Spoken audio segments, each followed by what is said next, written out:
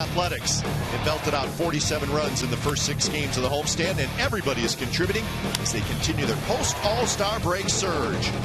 Today, Brandon McCarthy will take the ball and look to keep his success going. The A's have won each of the lanky right-handers' last 3 starts, including a dominating 8-inning performance versus the Rays on Tuesday. Coming up, can the A's continue their hot streak and close out the month of July with a bang?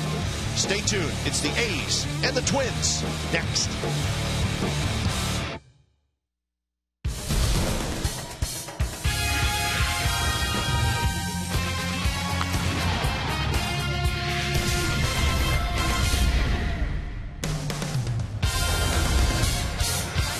Beautiful Sunday afternoon at the O.co Coliseum, and that is the giveaway today, the gold Kurt Suzuki jersey. We like it, and those jerseys are all over the ballpark today. Kurt Suzuki in the lineup as the A's try to take 2 of 3 from the Twins. It's the series finale, and it's the homestand finale. Twins Athletics coming up on Comcast Sportsnet California.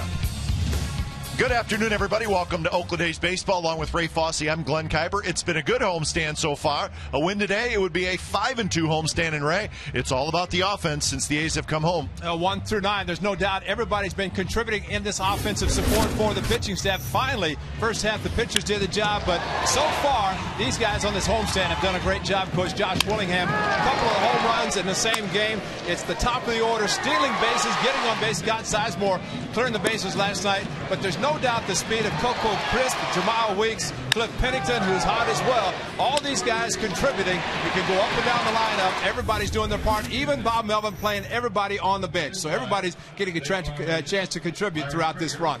Pitching today for the Athletics, it'll be Brandon McCarthy. His last start, 8 terrific innings against Tampa Bay. And there's no doubt he had his good stuff working. I think the most important thing for Brandon McCarthy, going the 8 innings, he did not have to leave the game in the 7th or the top of the 8th inning. He came out after 8 complete games. He had the curveball working. Great fastball with some movement, great sinker. And oh, by the way, his first win as a member of the Athletics came against these Minnesota Twins at Target Field back in the early part of the season. He's made 2 starts against the Twins, both very good. Carl Pavano will start for Minnesota. So the A's trying to end the homestand on a winning note before heading out on a very long road trip. We'll have lineups of first pitch from the Coliseum when we come back. It's the A's and the Twins.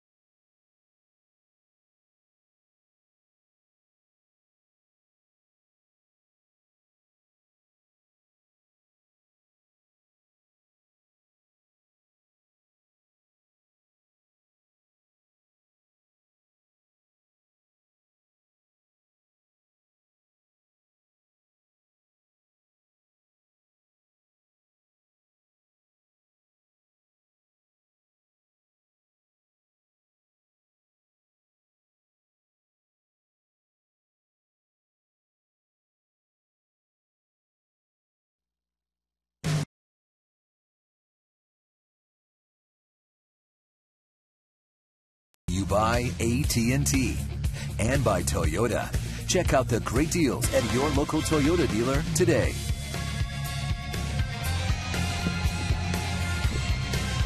Welcome back to the O.co Coliseum. A beautiful Sunday afternoon for baseball. It's the A's and the Minnesota Twins, and it is the rubber game of this three-game series. A's have taken the field. They got the gold jerseys on today.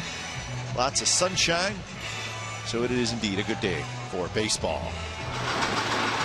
Game time weather is brought to you by the Santa Cruz Beach Boardwalk. Get to the beach. The admission-free boardwalk is now open daily. 69 degrees. A few puffy clouds in the sky, but plenty of sunshine as the A's wrap up this 7-game homestand, and it's been a good homestand so far.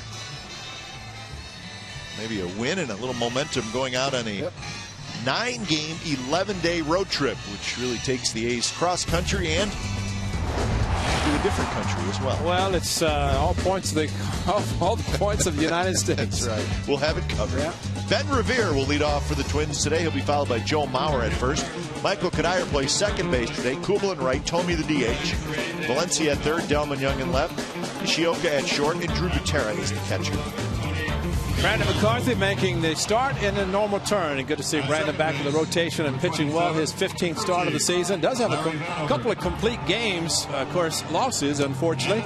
But he's won his last start against Tampa Bay. Matter of fact, he's won his last two. Had a no decision against the Tigers at Detroit, but beat the Angels here at the Coliseum. So Brandon pitching well, and he hopes to continue that today to help the A's win this series against the Twins and a really very good homestand. So here's the A's defense behind Brandon McCarthy this afternoon. Willingham in left, Crisp in center, Sweeney in right, Sizemore, Pennington, Weeks, and Jackson third to first, and Kurt Suzuki on the day where the gold jersey giveaway today is the Kurt Suzuki jersey. He is behind the plate. Even Bob Melvin, the A's manager, knew that day game after night game he's going to play Landon Powell, which he did last night. He figured it's going to be Suzuki's day, so let's put him in the lineup today. That's what's like a bunch of bumblebees. It is. Today, you know? Gold jerseys everywhere around the ballpark. Looks like everybody has them on. So Ben Revere steps in, and this ball game is about to get underway. The first pitch is in for a strike to McCarthy. So we're underway. The A's with a 48-59 record. So this is game number 108 this 2011 season. These are 30-24 at home, and the second pitch of the game is ripped into right center field, and that's going to roll to the wall. Ben Revere is very fast, and he's going to have no problem with a triple, stand-up triple to start the ball game. And he found the right center field gap. Yeah, the Dodge Charger keys to the game. Don't let Revere hit a triple to lead off the game. Trade deadline has passed. You're looking at your 2011 Oakland A's for the remainder of the season. Of course, there could be some trades too. Guys could clear waivers, but for Brandon McCarthy to try to build off his last start against the Tampa Bay Rays, and even better right now to get 3 outs without letting Revere score, although that might be a chore because he's starting with a pretty good hitter in Joe Mauer, who's playing first base today. Rich Harden is here. He was traded last night, according to a lot of people. Yeah. That trade fell through at the last minute, so indeed Harden remains with the Athletics. So the trade deadline has just ended. It was 1 o'clock Pacific time, so there are some trades just trickling in, but I wouldn't say a whole bunch of trades today, which you sort of think that there may be, but really not that many. Now, maybe a few as go through the process as the trade deadline has just passed, but fairly big names move, but really not a lot. The A's did make a trade, and we'll tell you about that momentarily. 2-pitch to Mauer is up and away. Well, right now, Brandon McCarthy knows that Joe Mauer usually makes contact. Very rarely will he strike out. Infield is playing back, just trying to get a strikeout, which he's capable of doing. But something that might be a little difficult, so try to minimize the damage. Revere with a leadoff triple. He's got a couple of opportunities with nobody out to try to score. Just did. Toward Weeks handles a tough hop. Revere comes in to score, and just like that, the Twins lead 1-0. So the A's did make a trade today, Ray. They traded Brad Ziegler to the Arizona Diamondbacks. In return, they got first baseman Brandon Allen, very powerful left-handed hitter, and a left-handed pitcher Jordan Norberto. We should see Norberto probably tomorrow night in Seattle. That's the word. Join the ball club. And very hard thrower from what we're told. So the A's at this point, if he replaces Brad Ziegler on the roster, which looks like that's going to happen, he's got 4 lefties in the bullpen again. I know the Diamondbacks have been looking for a right-handed reliever for quite a while now, and they focused in on the area of depth for the Athletics, and the A's made the deal. Brad Ziegler to Arizona. But I think we all should really appreciate what Billy Beane went into these negotiations trying to accomplish. And granted, if he's going to make a deal, he wanted to make sure it benefited the Athletics. He was not going to give players away, and I think the fans should be appreciative of that, knowing that this is a ball club you're going to be able to see the remaining 2 months of the season, barring any waiver clearing where a player might be traded. But they've been playing well and like to continue that for the remainder of the season. 2-2 now to Michael Kadire. Brandon Allen is a big, strong left-handed hitter. First baseman, can play a little outfield. He has been in the big leagues a little bit for Arizona. He's got lots of power. Evidently about 10 days of three home runs already. So he does have the power. And I'm sure Bob Melvin, having been in the Diamondbacks organization, familiar with him. Bob was just joined forces with the front office before he was named manager of the Athletics. And the interim tag is still there at this point. Through the interview process. Kadire kind of went out and hooked it into left field for a base hit. Well, the previous pitch, a foul tip, that very difficult for a catcher to hang on to a foul tip. Ball dropped out of the glove of catcher Kurt Suzuki, but then the curveball, and Kadire at second base today, able to reach out and hook it into left field. Let's see, ability of a strong hitter in a slower curveball, but he has a chance to adjust, and that's what he did.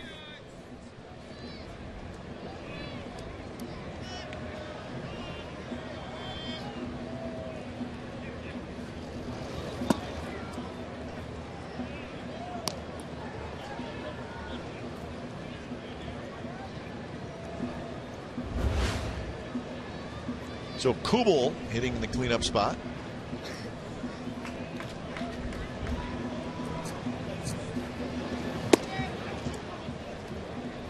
So 2-0 to Jason Kubel with Jim Thome in the on-deck circle. No doubt first inning is always very important for a pitcher.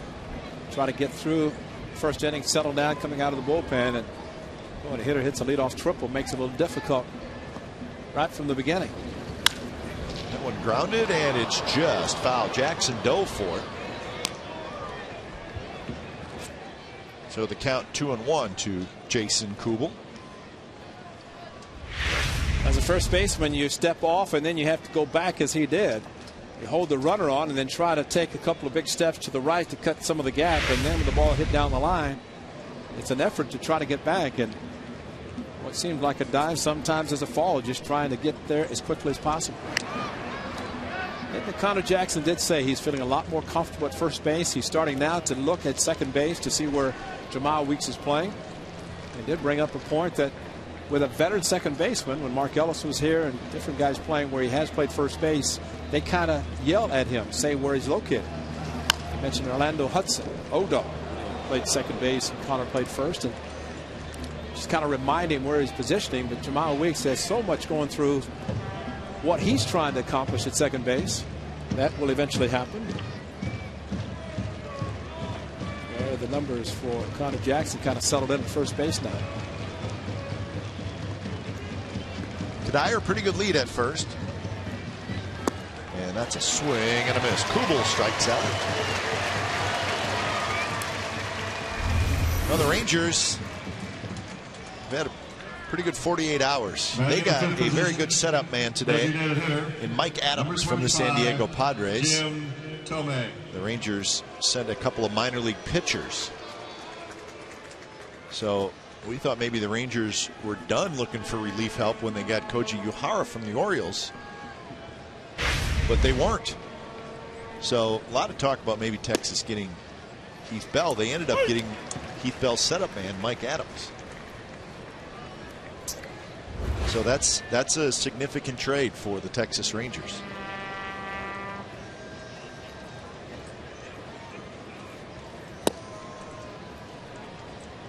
And I think for Texas, both the pitchers they acquired, Uhara and Adams, they will have next year as well.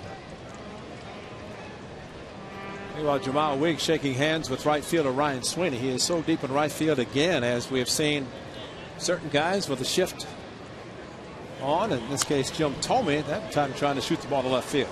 And that's how smart a hitter he is. Big, powerful gentleman, Jim Thome, and the way he gets out in front, he hooked the ball past Connor Jackson last night into the right field corner for a double.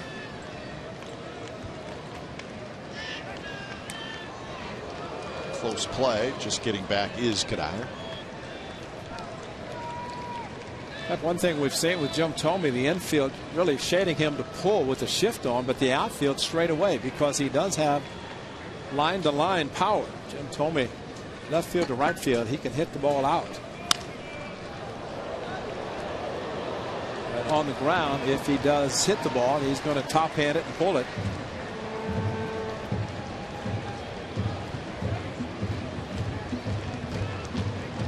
Couple long fly balls last night after hitting that double. Don't take a chance today, though. No. Ball might be carrying well today. That one hit into the shift, and it's a base hit into center field. So Thome goes the other way. So that's 3 hits in the inning.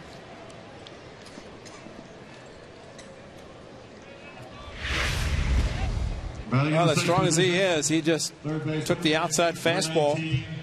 And third baseman Scott Sizemore more of a shortstop regular position with Cook Pennington on the first base side of second.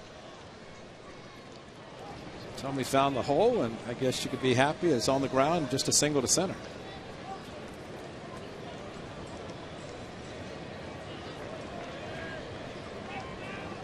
Two on, 2 out for Danny Valencia.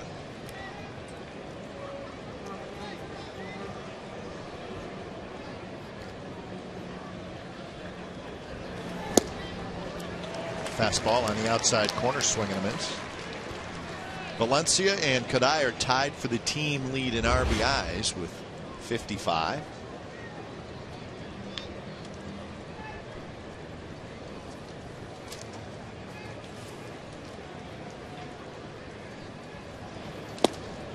Another swing and a miss. It's 0-2, so a couple of fastballs away from Valencia, and he's missed them both. Saw him do that last night, which was surprising because Valencia usually makes pretty good contact.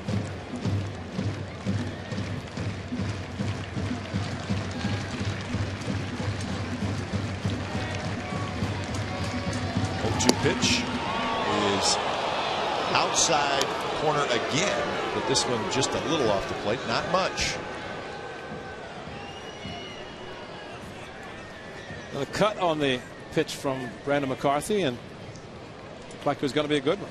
Actually, the same pitch he struck or swung and missed a couple of times. And that one's hit left center, shallow. Crisp coming in, and it's going to fall. Willingham and Crisp came running in. Pennington going out. Nobody could get it. So it's an RBI single for Valencia, and it's 2-0 Minnesota. Cutters, then the curveball that, thing about where we sit, it just looked like nobody was going to get to it. So Kadire hit a curveball with a couple of strikes, and now Valencia lofted one into the triangle. It just dropped right in between 3 guys.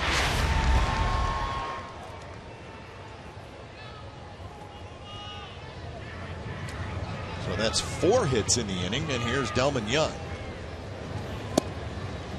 It's a strike call. 265 with a couple of home runs, 27 runs batted in for the Twins left fielder Delman Young.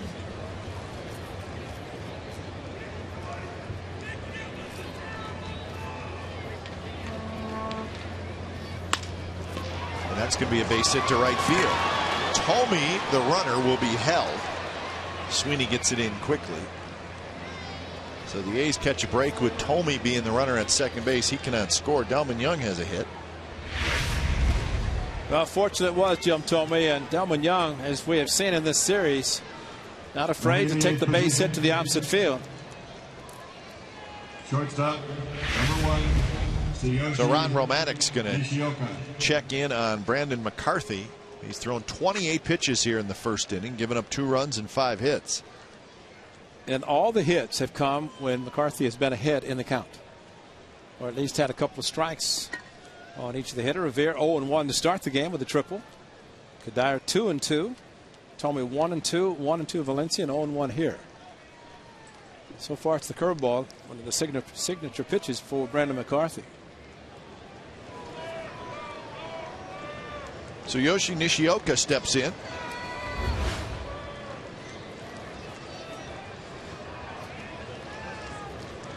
He was 1 for 3 in last night's game.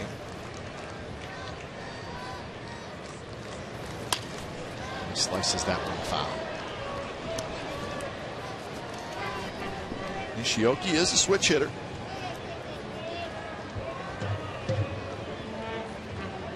This is just his 46th game this year. Spent a lot of time on the disabled list with that broken leg.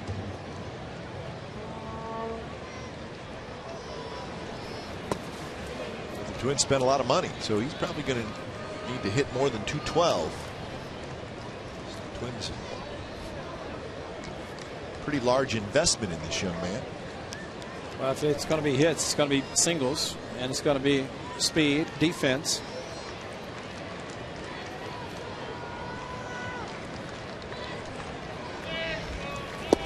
Swing and a miss. Right by him, 89 miles an hour.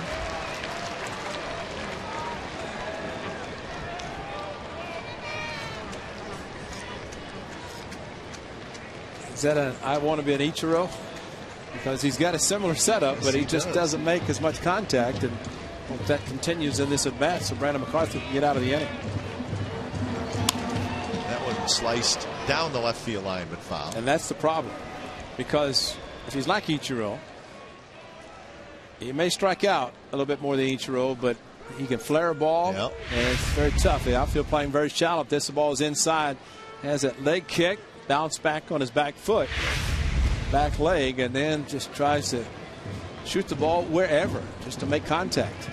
Coco Crisp way over into left center field. 1-2 pitch, and that one again hit down the left field line, and again just foul. Willingham very shallow in left and close to the line.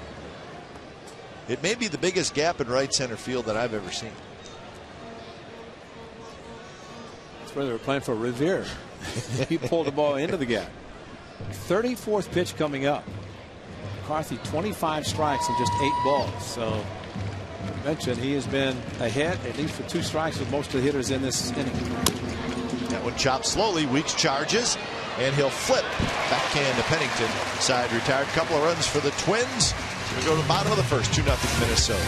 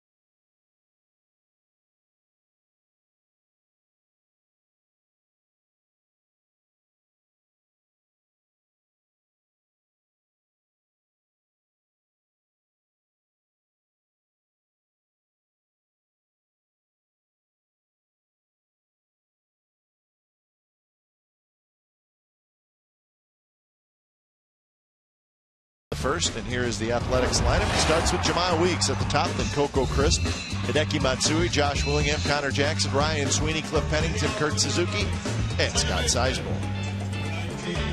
Carl Pavano on the mound for the Minnesota Twins. His 22nd start, and his record 6-7, and a couple of starts against the Athletics.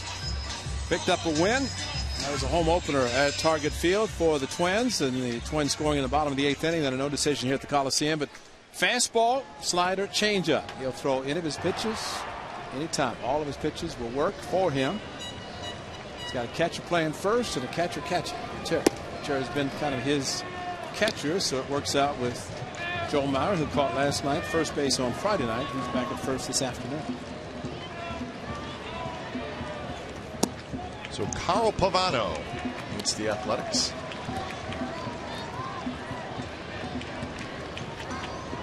(2-0) 2 weeks. That one's in first strike.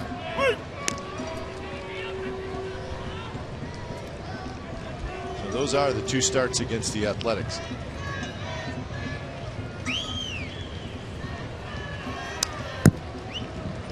Hanging in there, so 2-2 the count. Weeks hitting .297, no home runs, 19 RBIs.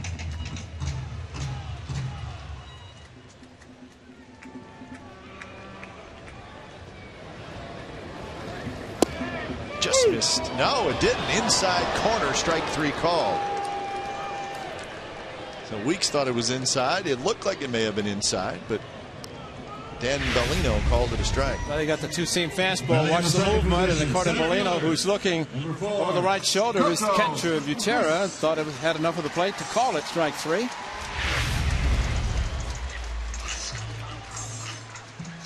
So 1 out for Coco Crisp.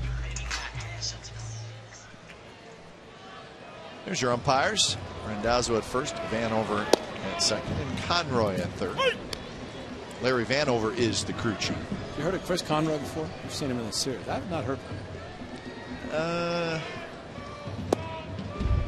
No, I don't think so. Bellino's up and down. Yeah. He's filling umpire. Randazzo, Larry Vanover. Coco Crisp not in agreement with Bellino either. Thought that pitch was off the plate.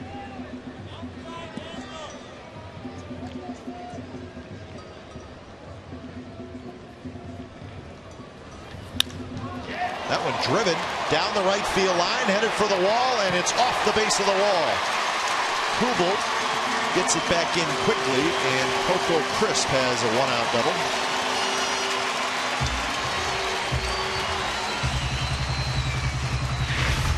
Well, a pitch that maybe he thought was a ball called a strike, and Pavano helped him out by leaving this next pitch, the 0-2, up in the zone. And Coco Crisp came very close to hitting his 5th home run of the season off the wall. And back to Kubel, but another double for Coco Crisp. And I would have to think, but as we're past the trading deadline, and of course anything can happen, players do and can clear waivers, there's no doubt about it, but I would have to think it's a little bit of feeling of, so don't have to worry about all the rumors, who's going where, who might be going. Guys can just play baseball, and they have played well.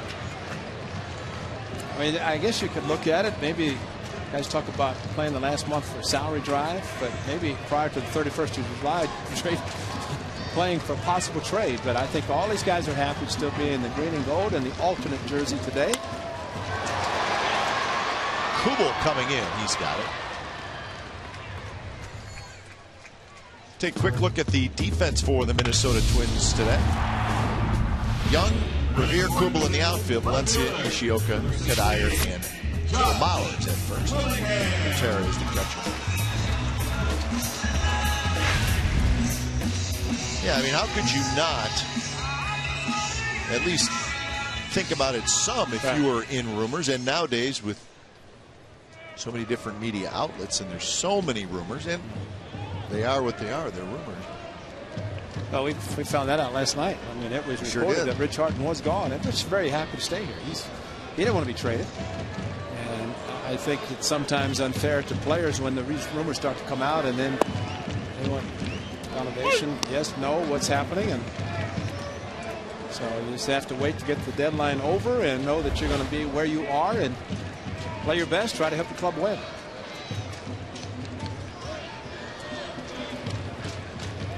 Oh, 1 to Willingham. That one just a bit inside, but certainly as far as the A's go, a lot of talk about this guy, Josh Willingham, and about Coco Crisp.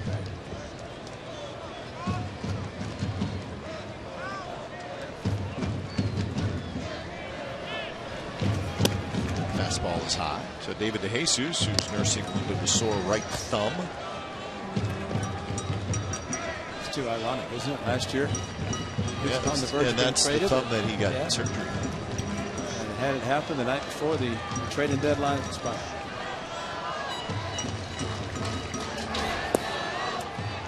Breaking ball, close pitch, called the ball, 3-1.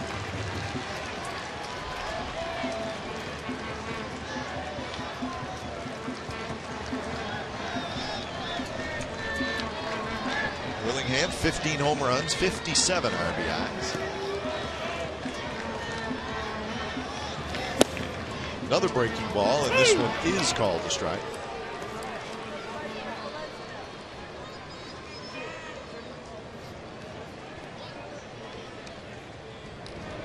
So 3-2, 2 outs with Crisp at second base. He's trying to answer back here in the bottom of the first after the Twins got 2 in the top of the first. That one a little bit outside, and it's the walk. The one pitch that Pavano likes throwing, he just threw it 3-2, and that's a changeup right over the top. And a lot of times a right-hander throwing a right-handed hitter might not want to throw it, but that time he started it outside, trying to bring it to the outside corner, and just missed. Number 28, Connor Jackson. After he fell behind 3-2, or got to the count of 3-2 to Josh Willingham, who has had a very good series and very good week here at the Coliseum. Sure, Pavano saying first base open, take my chance with Connor Jackson starting a fresh count. So Butera and Pavano have a chat at the mound with Connor Jackson stepping in. Well, there's so many hot hitters in the A's lineup. If you walk one, you're gonna have to face another one, and Connor Jackson is one of those guys. He's got 10 hits in his last 23 at bats. In this series alone, he's 3 for 7. First pitch is a fastball outside corner strike.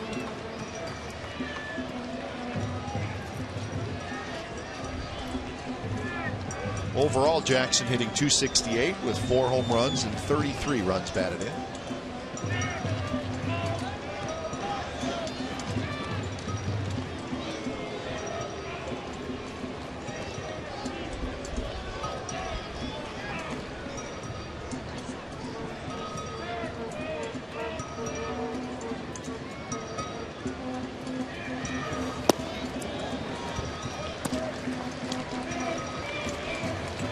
Coco at least shot up a flare like he was going to third base, not being held at second base, as is typical with a couple of outs. Michael Kadire, who can play a lot of positions today at second base. Plouffe gets the afternoon off as Shield plays shortstop.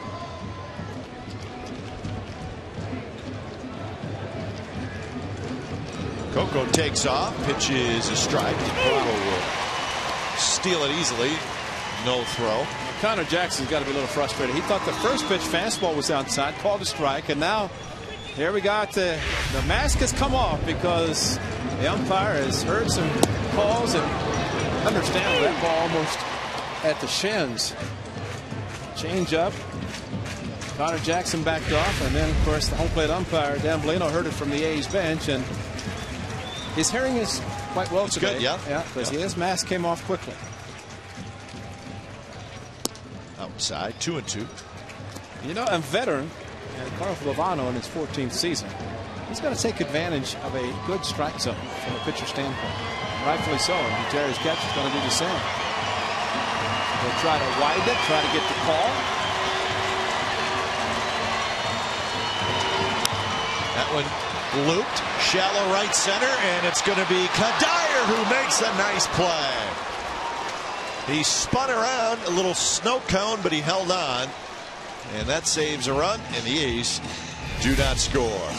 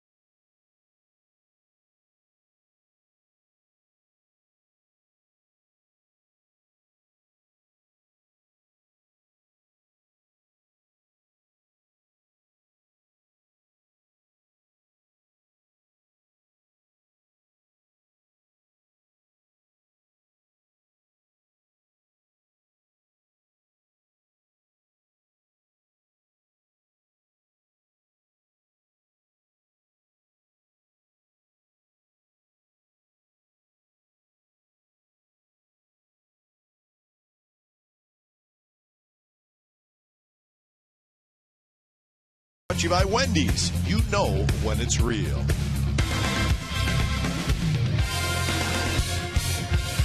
Second inning, the Twins with a 2-0 lead. Brandon McCarthy threw 34 pitches in that first inning, gave up 2 runs and 5 hits. So he needs a quick inning.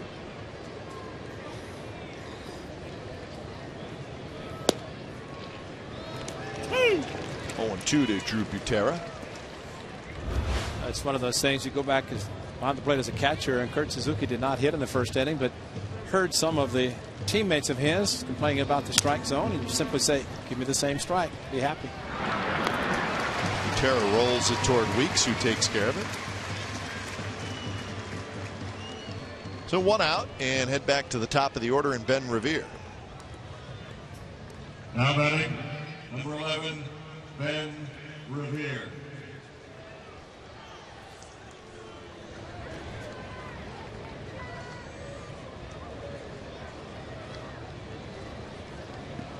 Ben Revere started the ball game with a triple to right center and then scored on Joe Mauer's ground out.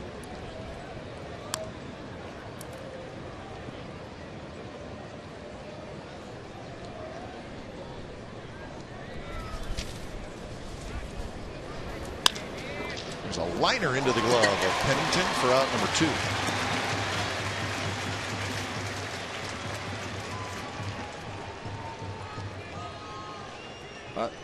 5 pitches, 2 outs. Take that after the 34 pitch first inning. But it gets a little bit tougher with Von Gardenhire putting Joe Mauer hitting second. Usually first 2 spots in the batting order not set aside for catchers,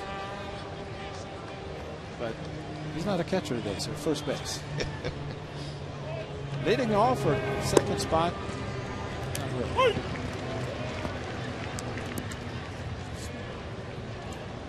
Fewest pitches per inning.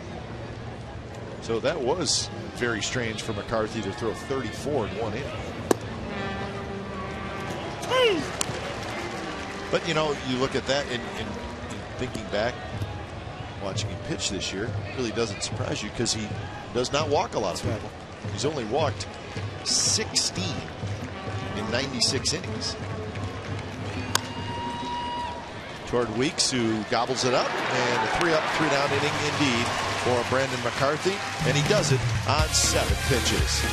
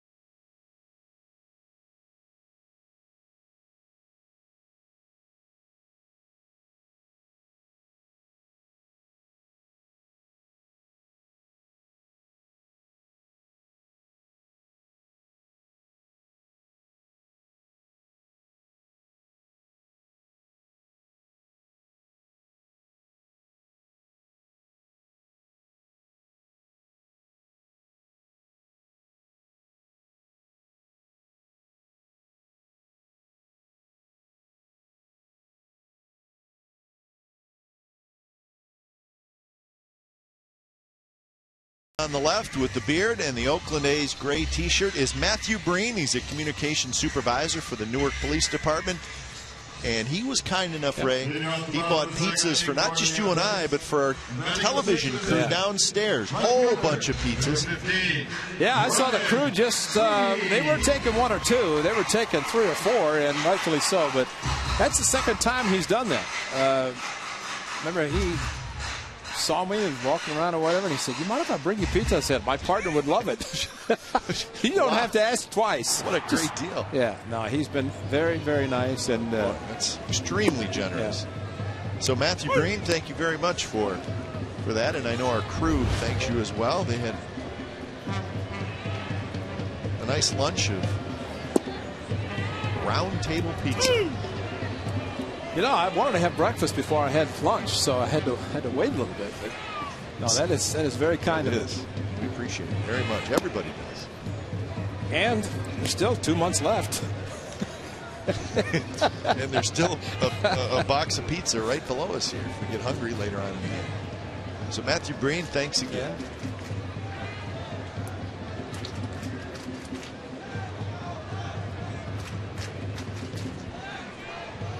1-2 to Ryan Sweeney. He'll be followed by Pennington and Suzuki here in the bottom of the second inning. Yeah, Michael Kadire, what a play he made second base to end the bottom of the first inning. A's thought they had a chance to get a run, but not surprising that he just kind of put his glove out and the ball right off the tip of the glove for the foul out. And you know, for a guy to move around different places, he's not going to panic. And I think because Michael Kadire can play so many different positions, right field, first base, only shortstop and catcher has he not played. 4 different positions.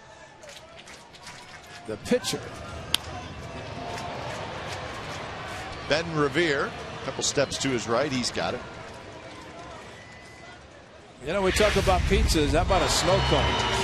It looked like this was going to be a hit. But watch where the ball hits on his glove, right at the tip of his fingers, right there, and then it happens to come back in towards the pocket instead of dropping out.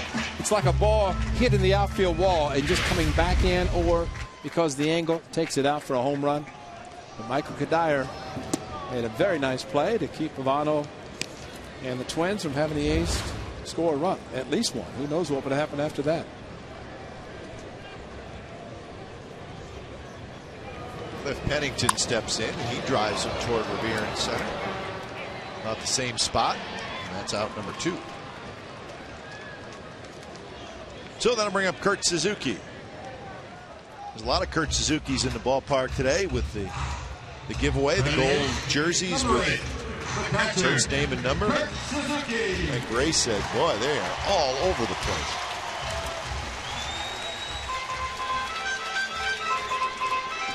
Well, he changed to number 8, and he said, Yogi Berra, that's not bad. Yogi, of course, Hall of Fame catcher for the Yankees. Or that familiar number 8.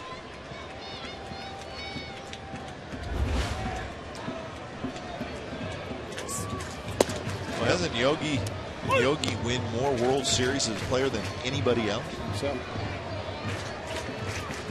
And I don't think Kurt Suzuki, if you ask him to take the fork in the road, he said take it. When you come to a fork in the road, take it.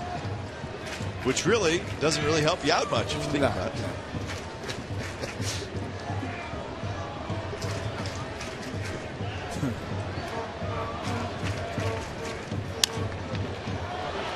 Pitch is popped up foul territory in front of the A's dugout, and it's the catcher, Drew Butera, who makes the catch. 3 up, 3 down inning for Pavano. We are through 2.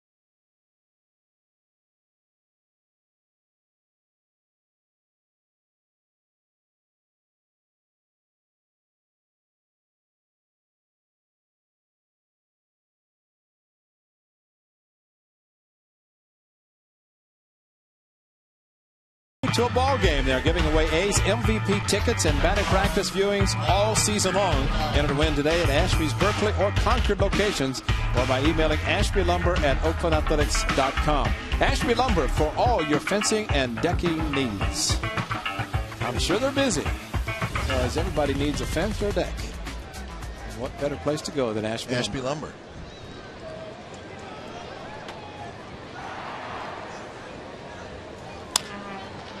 First pitch is bounced down the third base line, and what a play on both ends. And somehow Cuddyer is out. That's what happens when you rob him of a base hit. Connor Jackson had a chance to drive in a run, so back at you. But what a play by Scott Sizemore, immediately called fair by the third base umpire in foul territory. Watch this bounce, and that's a short hop. That's not a long hop. I think he'd been better suited to bounce it out about 10 feet in front of Connor Jackson. Put the glove down, brought it back, and avoided collision. And a great play, Sizemore and Jackson. Tremendous play.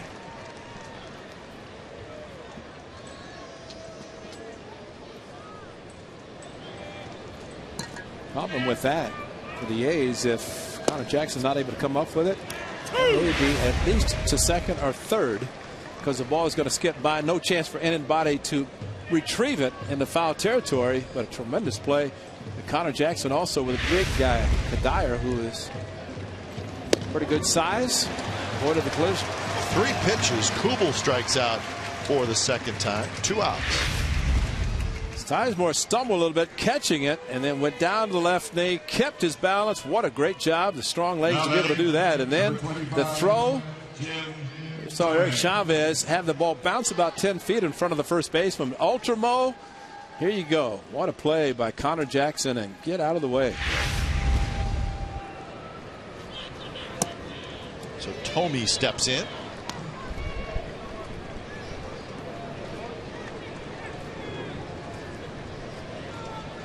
Thome had a base hit in the first inning. This one skied to left center and deep. Coco Crisp is going back, and that baby is gone. Thome homers. It is number 597 in his career.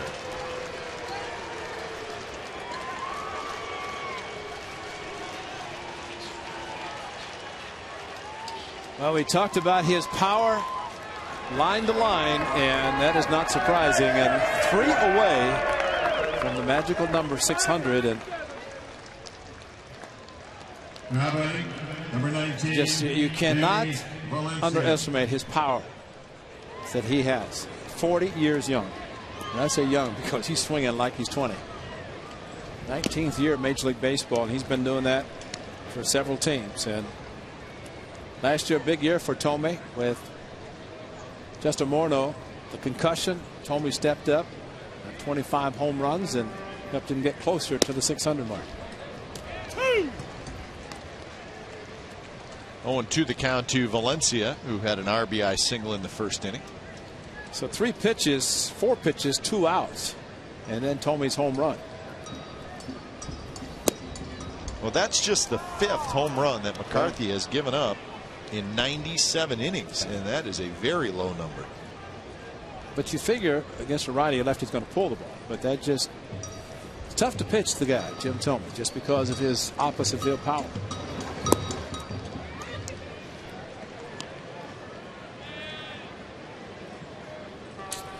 And plus, Sunday afternoon, day game, Coliseum, you know, the ball carries much better.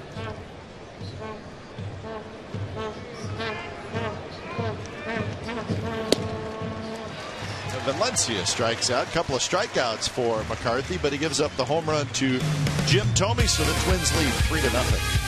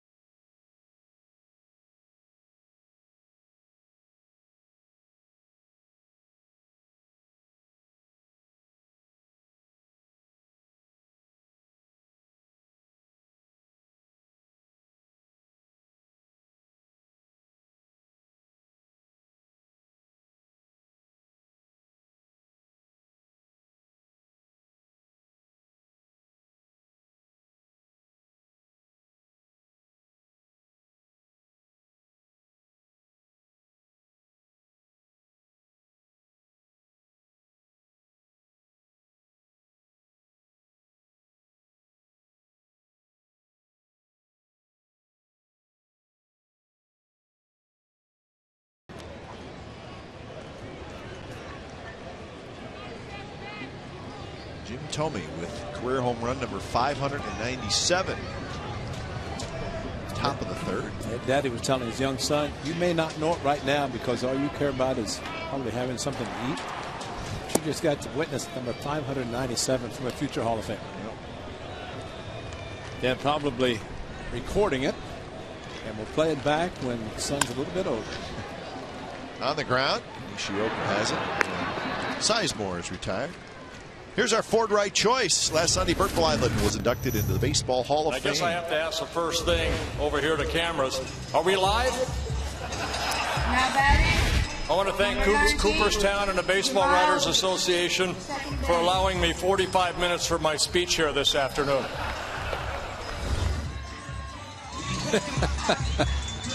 It's our Burt.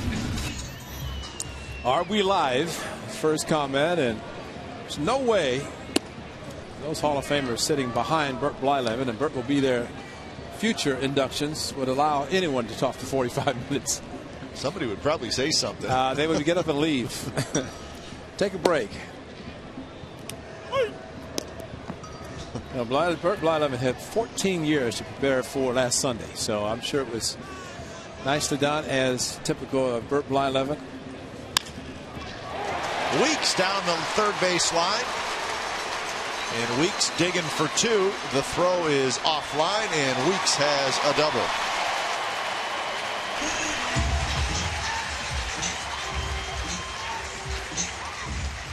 Just slapped it right by Valencia. Now, Paul Molitor at the Hall of Fame with Burt Blyleven. They called him the igniter whenever he played for the Brewers. And Jamal Weeks has been that also for the Athletics. And a lot of guys wouldn't even attempt to go for two. Delvin Young got to the ball very quickly. Had a strong throw, but Jamal Weeks had two on his mind as soon as he left home plate. And that's something Paul Molitor always said. Whenever I hit a ball, I'm thinking two. If I have to stop at first, I'll do it. And that's not a bad philosophy to have for one with speed. Jamal Weeks has it, so does Coco Crisp. I think the A's just need to find a way to get on the board, get a run any way they can.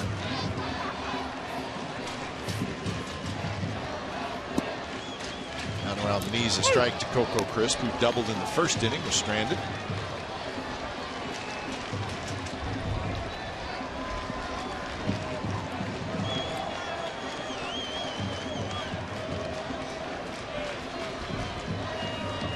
Goes 4 for 7 in this series. Weeks goes. The throw to third is not in time. Stolen base for Jamal Weeks. But as Coco Crisp was telling us last night, the fake bunt, he saw Jamal Weeks running. And whenever you put the bat down, as Coco did, the catcher cannot move. Although with the left-handed batter, made it a little bit easier for Butera. That just shows you the jump that Jamal Weeks had to beat this throw, because it was perfect by the Twins catcher. And now all Coco needs to do is put the ball in play like Joe Mauer did in the first inning. The A's have a run. Ball, if it's on the bag, he's out. But the ball just in front of the bag. Valencia had to take the short hop.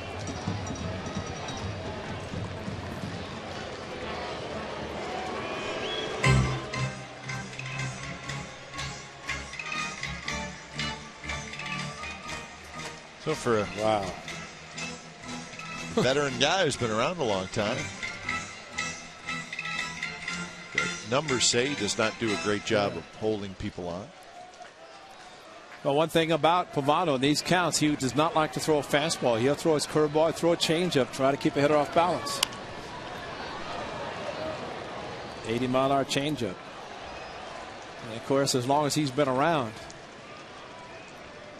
Yankees probably would like to have gotten more out of him than they did for the money they spent on him. But since he left the Yankees, he's pitched well. That one grounded up the middle. Kadire, jump throw, not in time. Run scores. It's 3-1.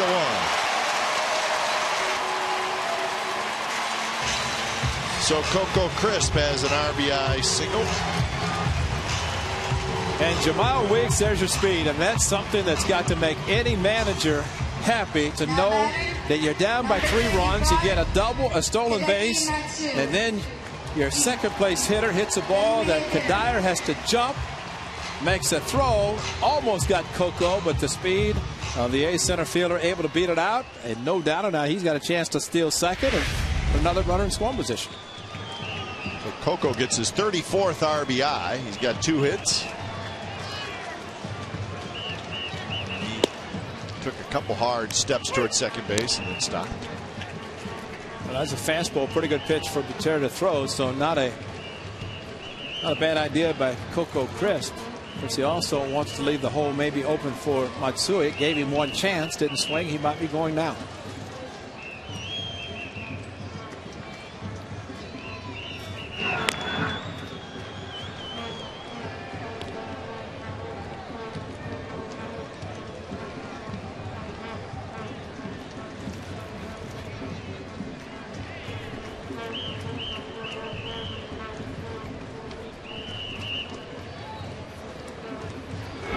Leaning.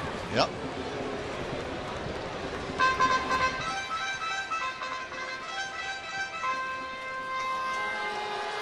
Might be a lot of fun the last couple of months to see the speed the A's have. Seen it with Jamal Weeks today, Coco Crisp, Cliff Pennington. Guys can do some running.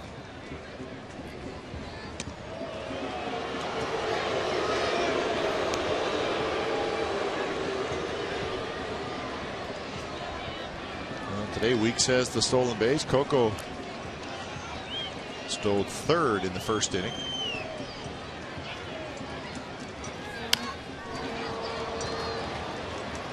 We talk about so many numbers that are available, all the statistics, and some of them don't lie. You see numbers that guys are able to steal bases. They have the times and everything. And you know, Ricky Henderson, the greatest all-time, doesn't like to look at the times. He just steal. But well, you take a guy who's slow to the plate. Guy can run. They can create and manufacture a lot of runs with stolen bases.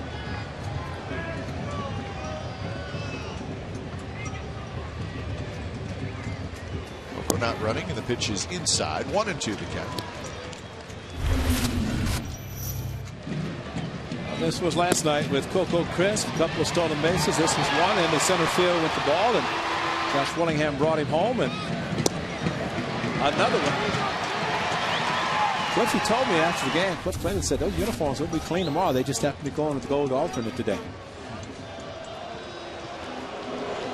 So another meeting between Butera and Pavano.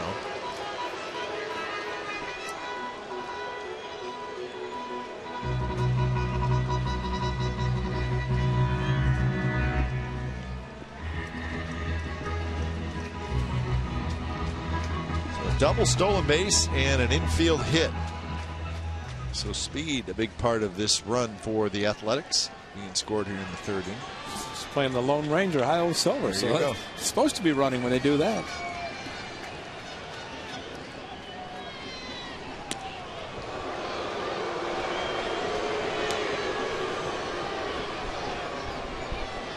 Hitters a lot of time have to be very patient with base stealers drawing a lot of throws. That's what's happened with Pavano and Coco Crisp. Coco's running. The ball's hit to right field. That's going to get down for a hit. Coco slid into second base, so he's not able to get over to 3rd, but don't know if he would have tried it anyways, but it's another hit for Matsui. Well, Coco's thinking about straight stealing head down, but with 2 strikes on Matsui, he had to make contact, which he did. And I don't know, watching Coco, his head was down and he slid. But usually when you're taking off, you hear contact, you pick up the ball. And he did not know where the ball was. Fortunately, it was not caught. I guess fortunately for the Twins, had Coco known where the ball was, he would have been 3rd maybe. But Kubo did a good job of charging it. There goes Coco, and he's going to be safe at 3rd. Second stolen base for Coco today. 3rd stolen base for the A's in the game. And Butera coming up, immediately throwing to 3rd base, and Kadire standing at second, not really holding him on. He's far off the bag at second. Josh Willingham did a great job. See how Butera, and we'll show it, it shows you if a hitter stands at the plate, doesn't move and allow the catcher to throw over him, he has to throw behind him. Butera did. That might have helped Coco steal it.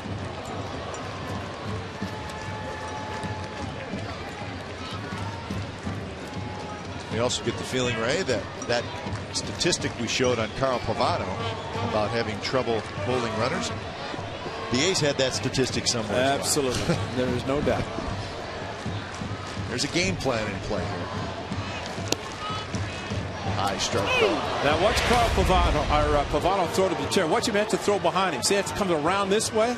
If Willingham had ducked, that would enable Buter to throw right over the top and maybe throw out Coco Crisp. Hitter does not have to move. He's in the position in the box. He can stand as tall as he wants and really not help the catcher at all. Just off the plate, 2-2. There's that changeup that trying to catch the outside corner.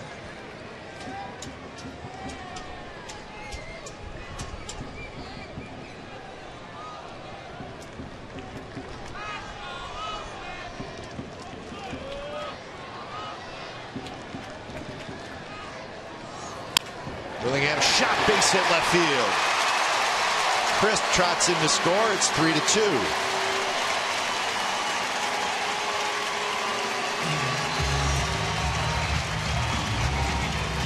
'58th RBI for Willingham.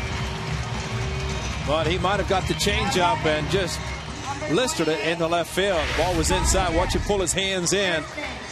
Great job. Pulled the hands in the top head and just shot the ball into left center, left field. No chance for anybody to get to it. And we talked about McCarthy in the first inning. Watch the hands pulled in. Boy, what a great job of hitting that is. McCarthy, a lot of 2-strike hits. 3 hits in a row by the A's, all coming with 2 strikes. And here's Connor Jackson. Here's a strike, so the A's have a chance to tie it up now. 2 runs on 4 hits here in the third.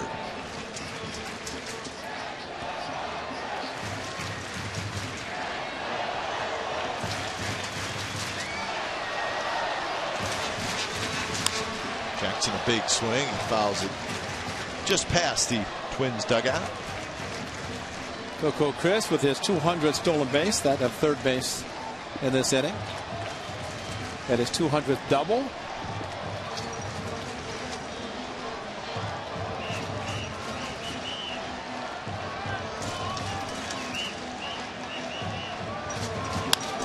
That one bounced, and it's going to get into left field for a base hit. Here comes Matsui.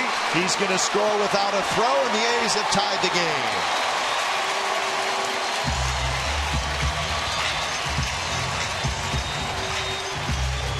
Five consecutive hits off Pavano. You know, there's got to be something with this running game of the Athletics. Valencia taking a couple of steps to his right with that pitch thrown by Pavano. Maybe he thought with a changeup the ball was going to be pulled, and he could not recover quickly enough to get back with a diving effort to knock the ball down. And Mike Gallego, aggressive as always, sending Matsui. So that quickly, couple of stolen bases, some big hits by the A's.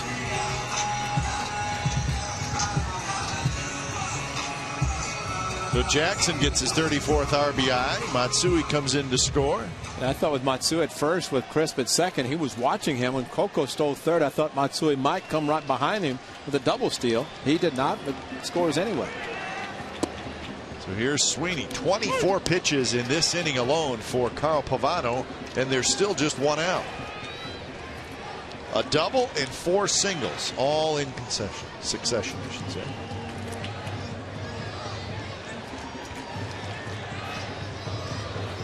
Sweeney slices one foul. So each team with 6 hits now in the game, and each team with 3 runs.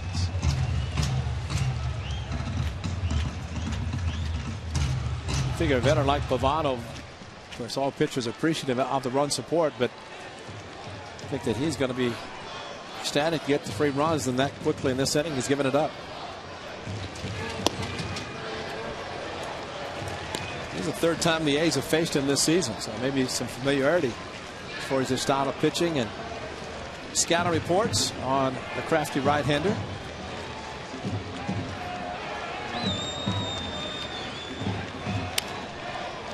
Foul ball by Sweeney to stay alive.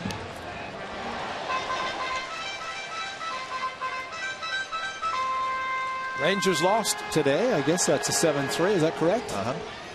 Angels lost in a wild one in Detroit.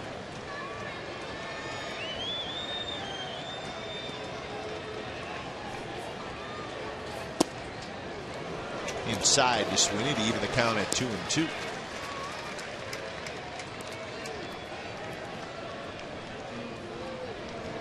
Willingham at second, Jackson at first.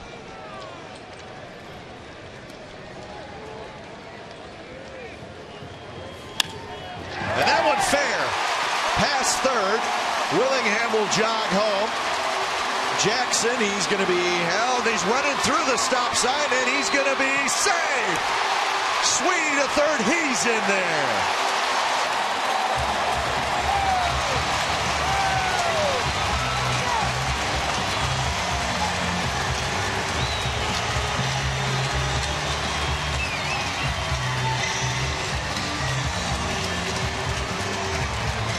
Nice hitting by Ryan Sweeney. His opposite field hitting once again comes through just inside the line. And maybe Connor Jackson heard that high-o silver. Let's go. And he just didn't want to stop. Yeah, he ran through the stop sign. He was stopping him. And Connor Jackson with a short hop to Butero is able to score. And the third base was Ryan Sweeney. So here they go. What an inning. And still just one out. Pennington fouls it back.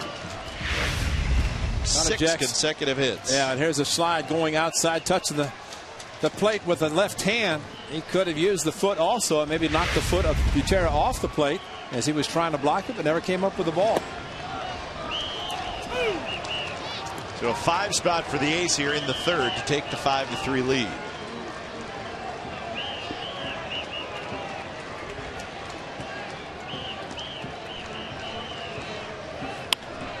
Pennington, shallow right field. Kubal's coming in. It's going to fall for a hit.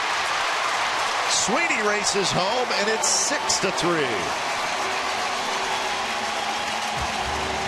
So Pennington gets the RBI single, and he extends his hitting streak to 15 games. And another 2-strike hit. Rick Anderson going out quickly to visit with his pitcher, but Cliff Pennington, 2-strike protecting, got the ball, just trying to get the ball in the air to score.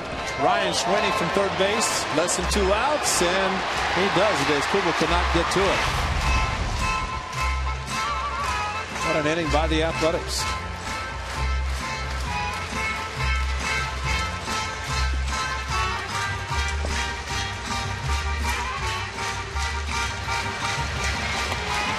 Bill Dumitrait is starting to throw, the left-hander for the Twins.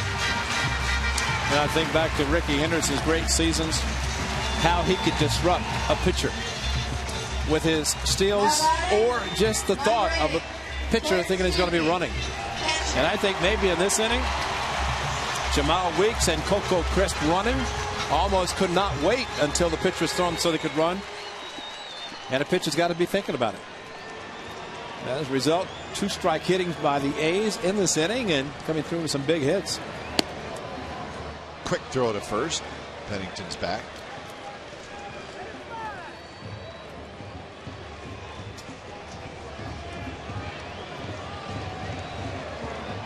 Seven consecutive hits by the Athletics.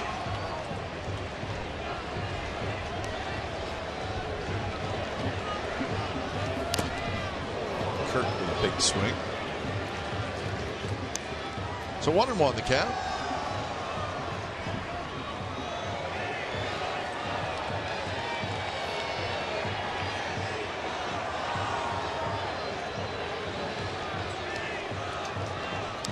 Very frustrating for a catcher. Butera, ball off his mask, but he's more concerned about the guys running, just like Pavano is. Outside. Butera's got a good arm, very accurate, but if you don't have much of a chance, it's tough to throw out guys.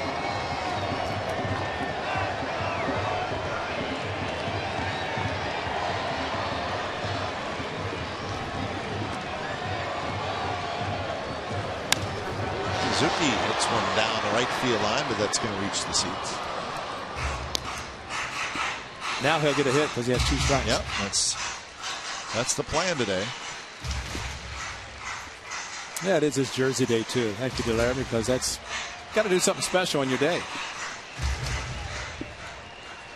They'll all be cheering for him. All of them named Suzuki's.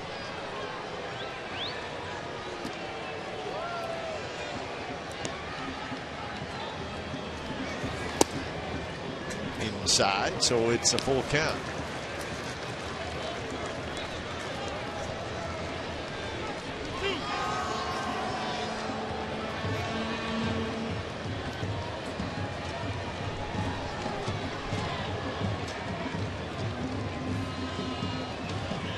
Pennington runs. Suzuki reaches for it, fouls it back. Pavano had 32 pitches after 2 innings. He's now getting ready to throw his 71st. Whole bunch in this inning.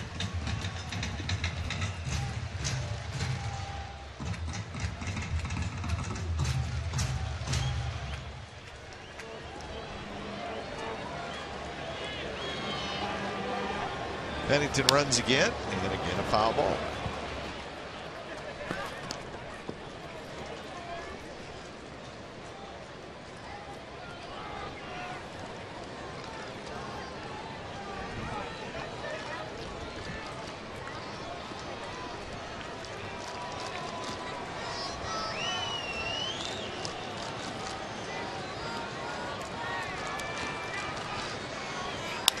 That one's lined back to Pavano, who throws to first.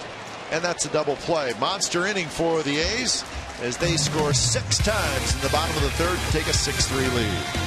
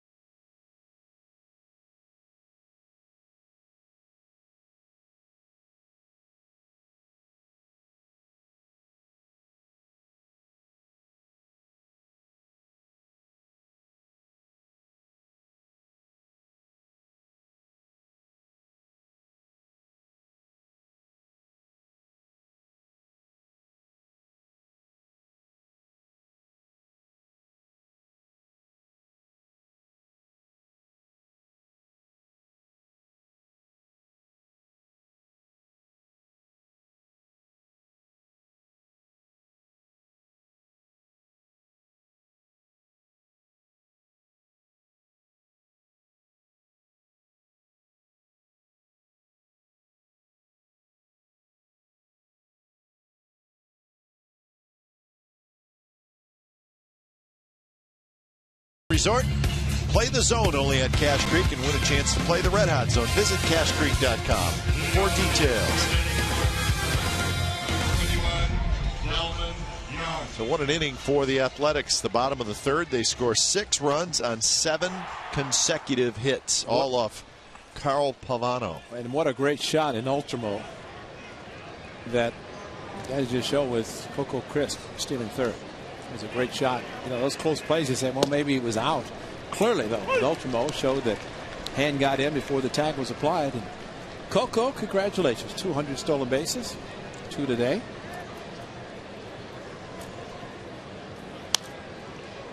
It's going to be Delman Young, Tsuyoshi Nishioka, and Drew Butera. You like that name, don't you? You say that well. I've been practicing. I don't want to screw it up.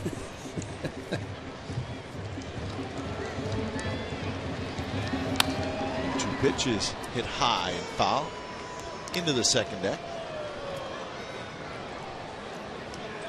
Well, it might not seem very big right now, but Brandon McCarthy actually left the bases loaded in the first inning. Twins scored 2.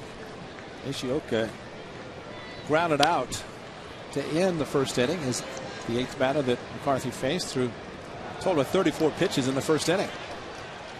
So he, like Pavano, a lot of pitches, but for McCarthy, he's just now at 57 because of very economical second and third innings.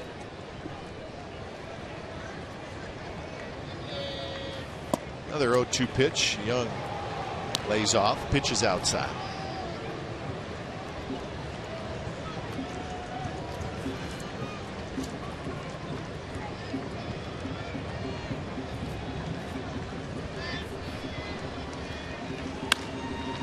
And Young hits a little flare that Jackson reaches up and makes the catch.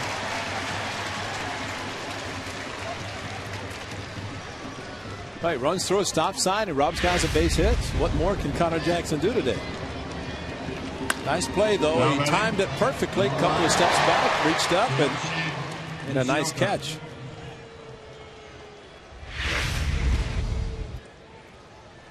Sometimes it's nice to be able to be a ballerina, you know, just to make those good plays.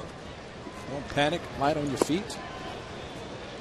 It's a strike to Nishioka.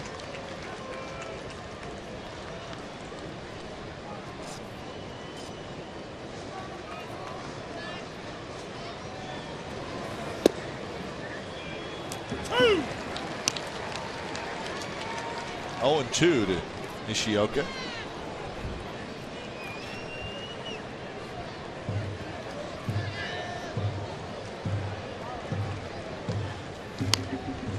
Fights that one off. A little flare into the A's dugout. Couldn't have said it more perfectly yet. Talk about fighting. Looked like he was going to hit him. Watch him pull the hands in, fight on the front foot. Wow. How did he hit that? Almost hit him. And that one into the A's dugout again. Heads up over there.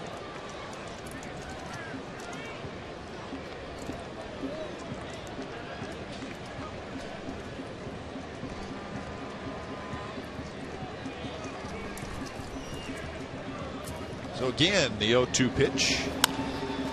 This one is rolled foul. Really, the only thing Nishioka seems to do is build up the pitch count for a pitch. That's 5 after falling behind 0-2 in the first inning. He was behind, fouled off a couple of 2 strikes, 3 now in this at bat.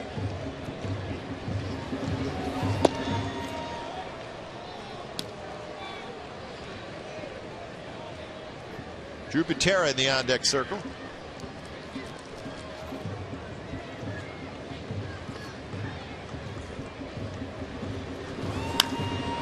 This one popped up foul.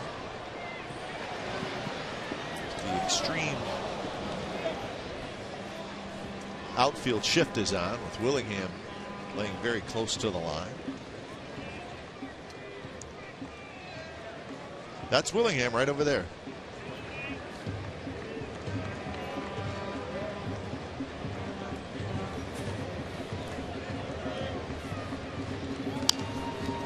Foul back again. You may be right, Ray. The pitch count rises.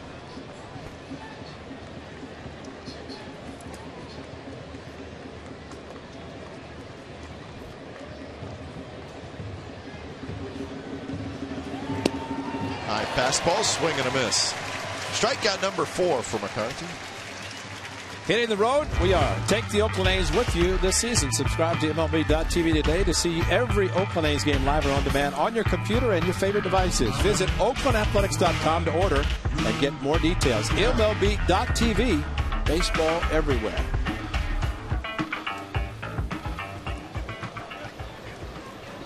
Two outs for Drew Butera.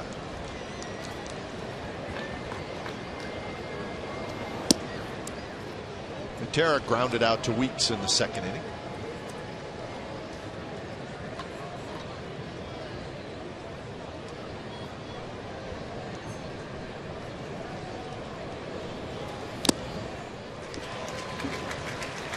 Well, this would be the ultimate shutdown inning, wouldn't it? The A's score 6 times to take the 6-3 lead. And now McCarthy trying to have a shutdown inning.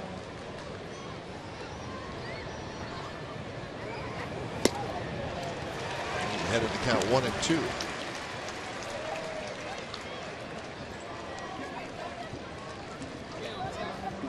McCarthy's retired 9 out of the last 10. The only damage in there was the Thome home run. Very close. You know, Brandon's thrown a few pitches to the outside part of the plate that have not been caught. I don't know if the ball is just running right at the last instant, but Kurt Suzuki sets up, and you know, usually they're right on the corner at least, and he's not moving his mitt.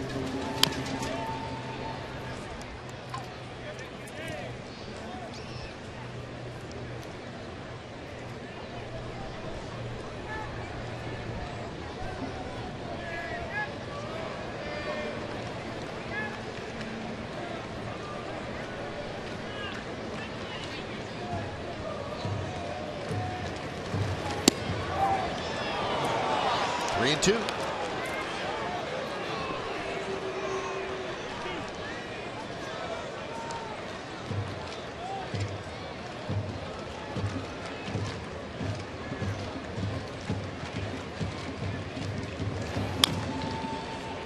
And chopped at the plate. A lot of foul balls by the Twins today. 75 pitches for McCarthy.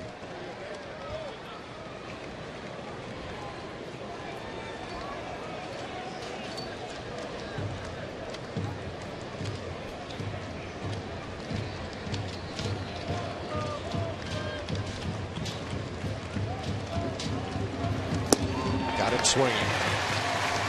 So a couple of strikeouts for McCarthy. He's got 5 in the game. We'll go to the bottom of the 4th. 6-3 Athletics.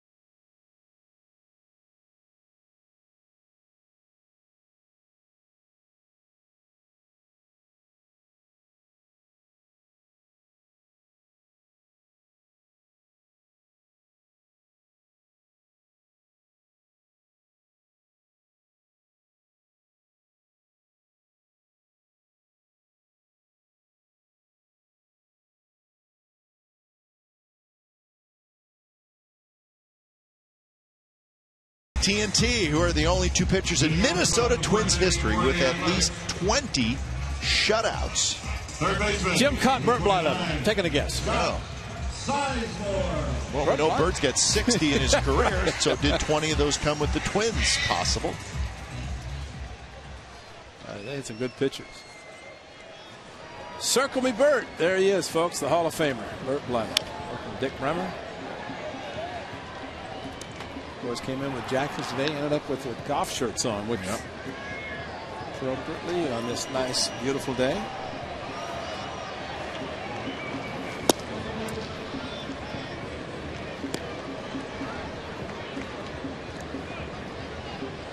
One and 1 to Scott Sizemore, who grounded out to short. He did that leading off the 3rd inning. But from then on, the A's had 7 consecutive hits.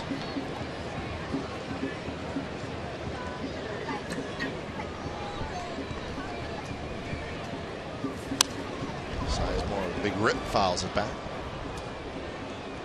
Sizemore's 1 for 7 in the series.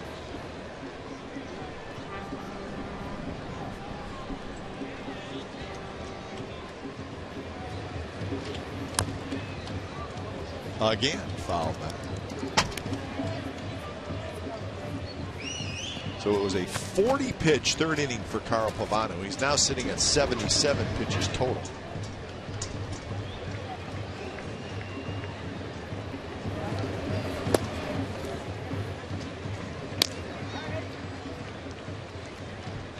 Jim Thome's home run right now doesn't look so bad, does it? 597th. He'll get to 600 before this season's over.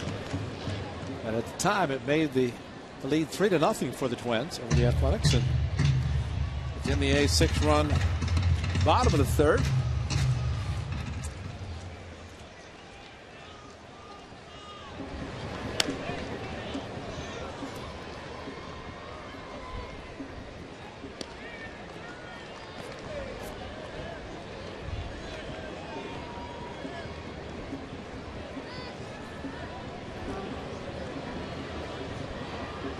Another 3-2, and that one is a bit high, and it's a leadoff walk.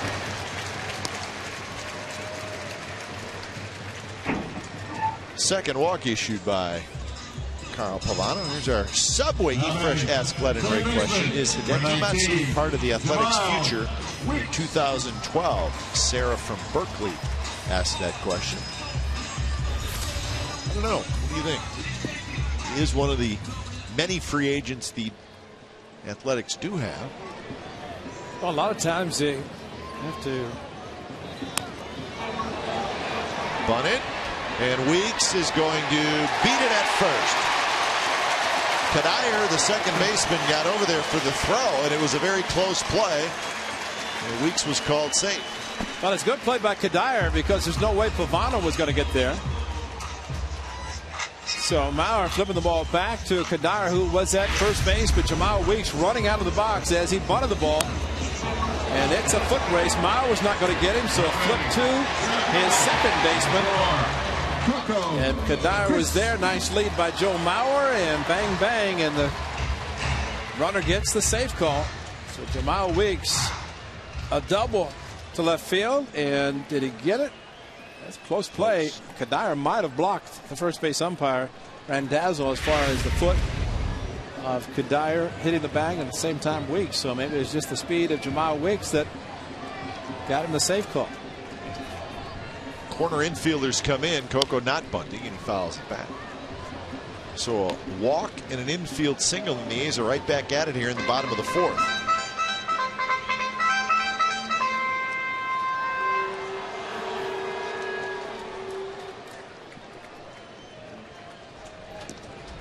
Coco might think about bunting now after taking one shot. That one toward Mauer. He spins, throws to second, and the Twins get the out there. So it'll be first and third with one out.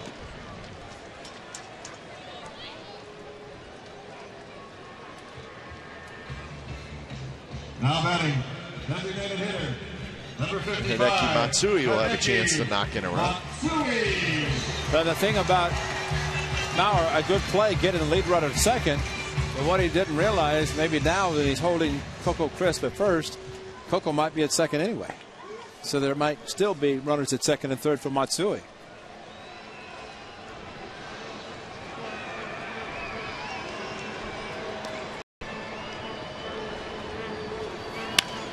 Matsui hits one to left. Young going back. Plenty deep. It'll get Sizemore home. Matsui with a sacrifice fly. It's 7-3 Athletics.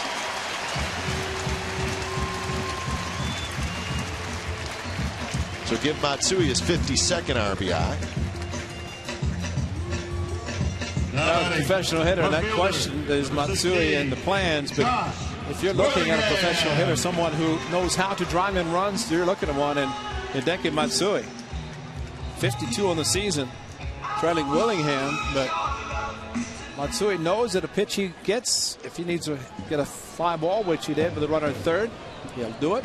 2 outs, maybe try to pull the ball if he gets an off-speed pitch. He knows how to hit, and we're seeing the best of Matsui now.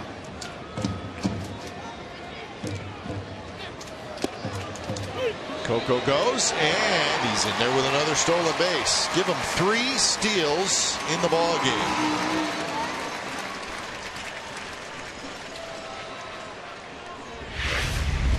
Willingham taking the pitch, putting Coco in scoring position.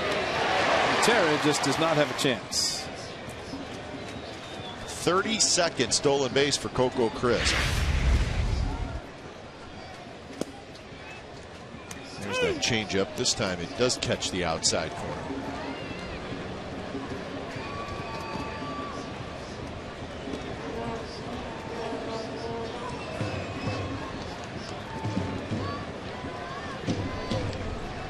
Willingham, a walk, RBI single, and he scored a run.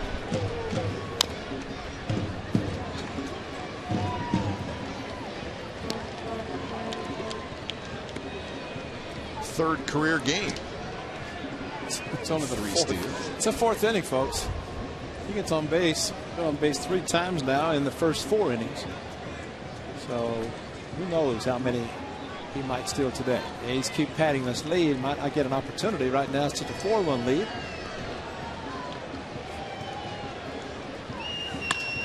Willingham drives one. Center field. Revere is there. Side retired. Another run for the A's. So we head to the 5th. 7-3 Athletics.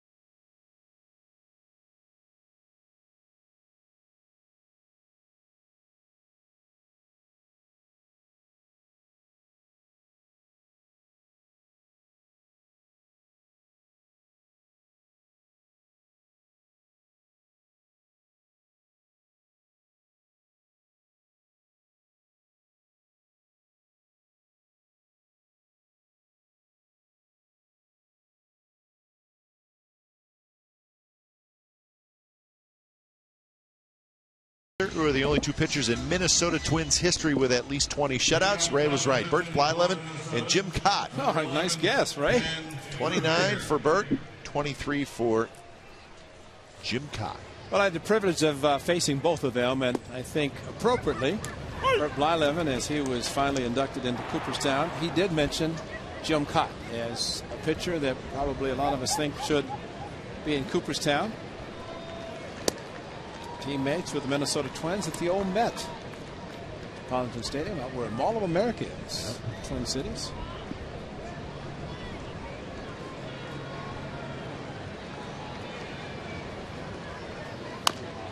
Revere bounces it foul at the plate, so it'll be the top of the order for the Twins. Revere, Maurer, and Kadire, top of the 5th.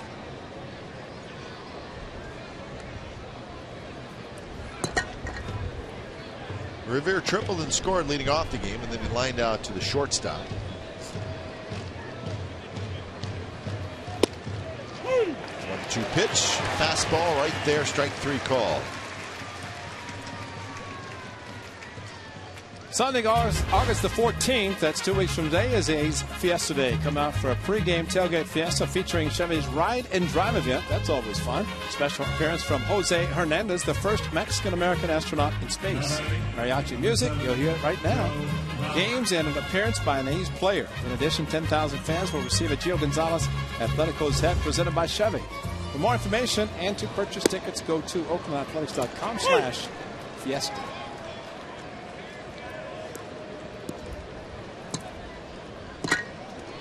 0-1 to Joe Maurer, who has an RBI ground out.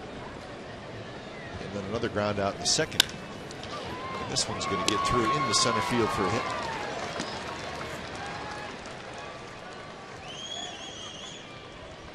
So Joe Mauer with the base hit. For Mauer, that's his third hit in this series. Now batting, number 5, Michael Kadire.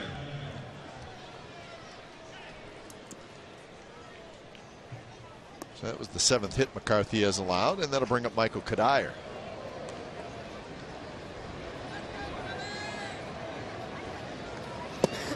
First pitch strike to Kadire, who is 1 for 2, singled and scored in the first, and then grounded out in the third. Ground out, a nice play by Sizemore, and a nice play on the other end by Connor Jackson.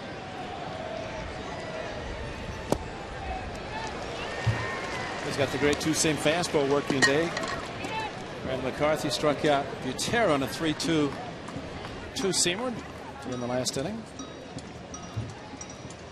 Dimitrate throwing again down in the Twins bullpen, his second time he's been up.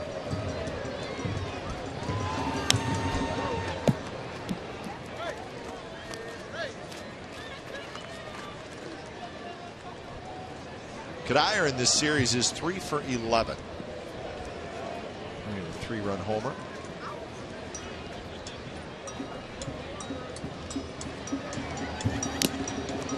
Just got a piece of that one to stay alive.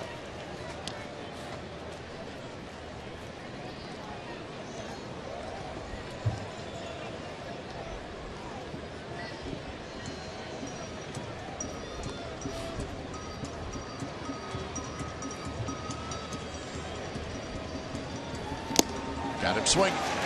Another strikeout for McCarthy. He's got 7. The last 4 outs he has recorded, all strikeouts. Well, smart pitching, because he's gone to the pitch that really is effective for him. Remember early, first inning, some of the curveballs he was throwing, which is a very good pitch for him, were being hit, not hard, but still resulted in base hits. And well, he's gone to the fastball, to the cutter, and getting great movement, not only going away from the right-handers, but also the good two-seamer, the sinker, and there comes a good curveball. So all of a sudden, it's coming back.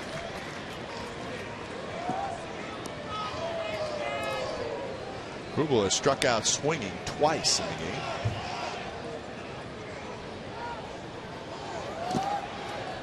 Lays off that pitch.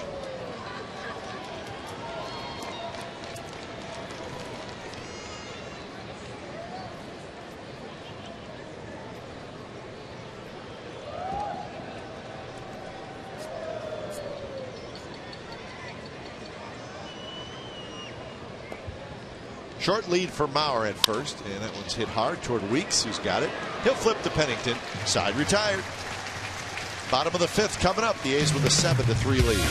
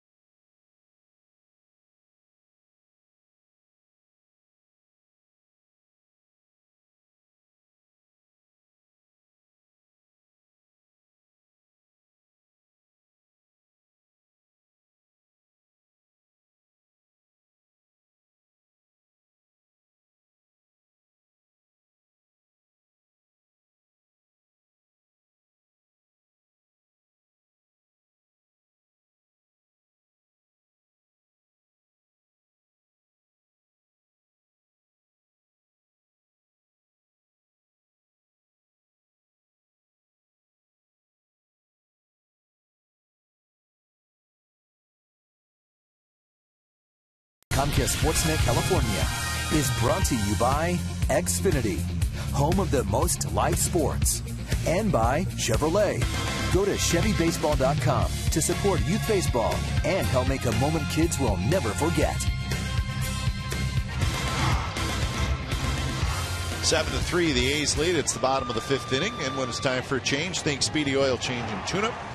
Oil Change, Tune-Up, and Smog Experts.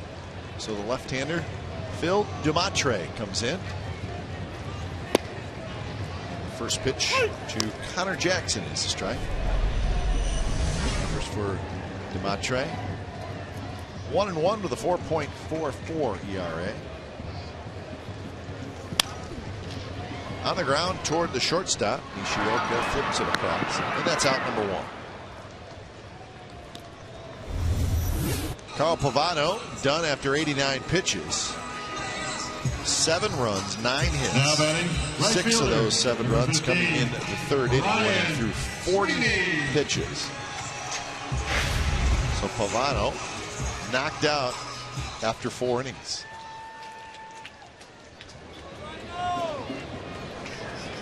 Again, for a veteran, for any pitcher to get 3 runs early in a ball game and then have to leave after just 4 innings. Disappointing, but the A's took advantage of a lot of 2-strike hitting.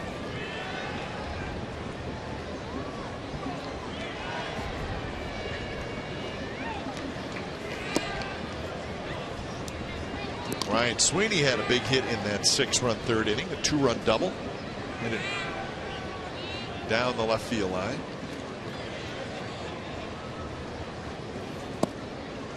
Slider is outside.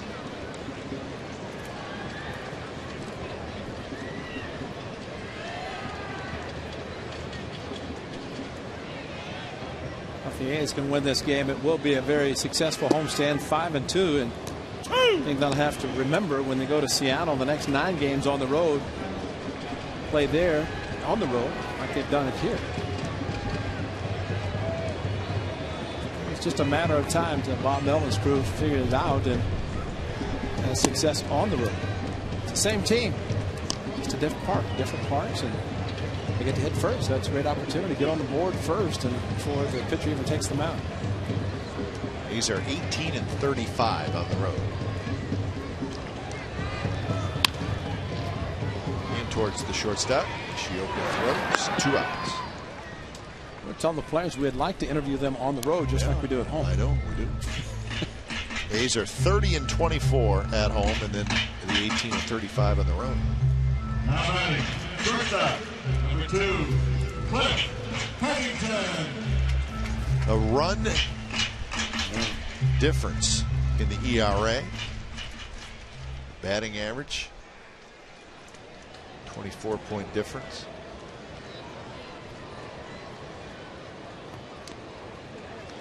Most everybody plays better at home on the road. You just don't want it to be quite that extreme.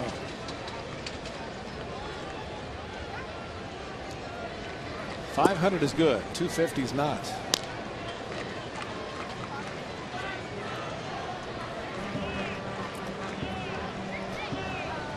Cliff Pennington had an RBI single in the 3rd, and that extended his hitting streak to 15 games.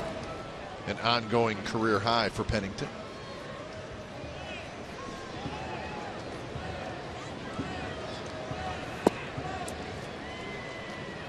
The only other active streak, hitting streak, longer than Pennington's, at least coming into today. Dan Ugla from the Atlanta Braves had a 21-game hitting streak coming into today.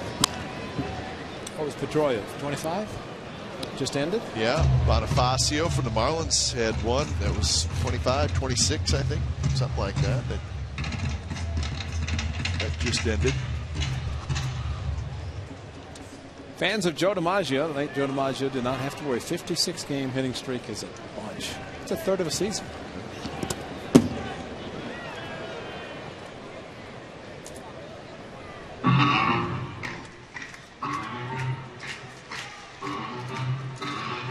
Maybe tougher to do now with more specialty pitchers and more emphasis on good bullpen arms. Not afraid to pitch around a guy. If he has a chance to get a hit to beat you, and obviously with a 56-game hitting streak, you're going to have big numbers, which he did. Kubel in right field is under it. Matre has a 3-up, 3-down inning. We're going to the 6th inning, 7-3 Athletics. Celebrate their loyal fans.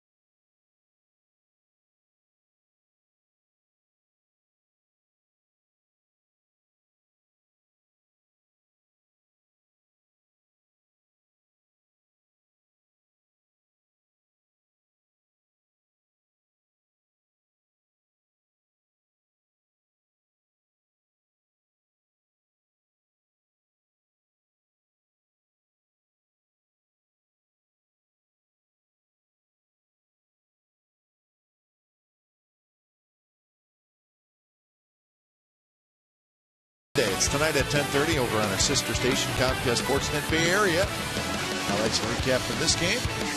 Be updated on the NFL and the trade deadline in Major League Baseball. Dave Benz, Damon Andrews will host.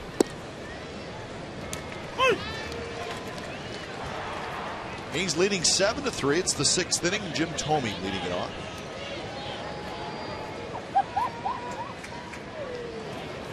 Thome homered in the 3rd inning. It was career home run number 597.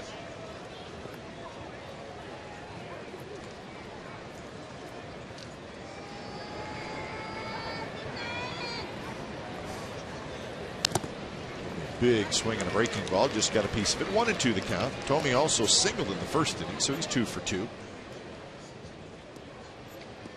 He's got 8 home runs now this year with 28 RBIs. Target field is very big for a lot of players, a lot of hitters, not for Jim Thome. And that one right up the middle, and that's a base hit. Thome is 3 for 3. So with the trade deadline, we told you that the Rangers picked up Mike Adams from the Padres in this trade. Eric Bedard goes from the Seattle Mariners to the Boston Red Sox, and it turns out it was a 3-team trade between Boston, the Dodgers, and the Mariners.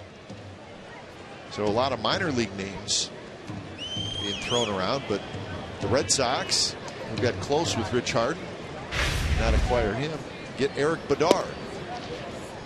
You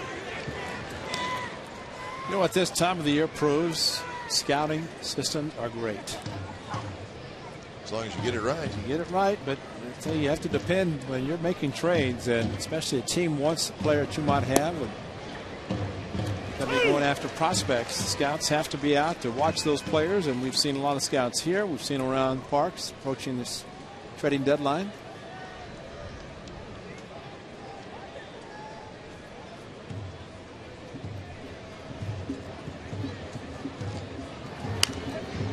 Popped up, and it should reach the suits. And Bedard's last start for the Mariners, he got knocked out very early.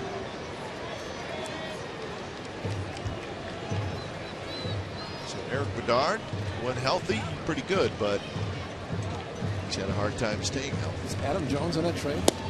Yes, he was. It's a pretty good player. They don't get what they thought was going to be a pretty good pitcher, and Bedard, he's not panned out. Adam Jones had played well, panned out as an all-star.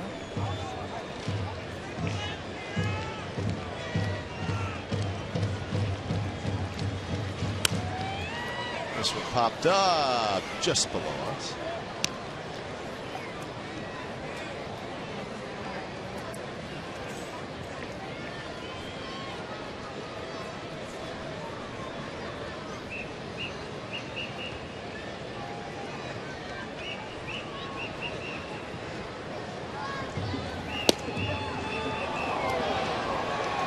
Could have been called a strike. It was not. So 2-2 to Valencia, who had an RBI single in the first. That's when the Twins scored a pair of runs.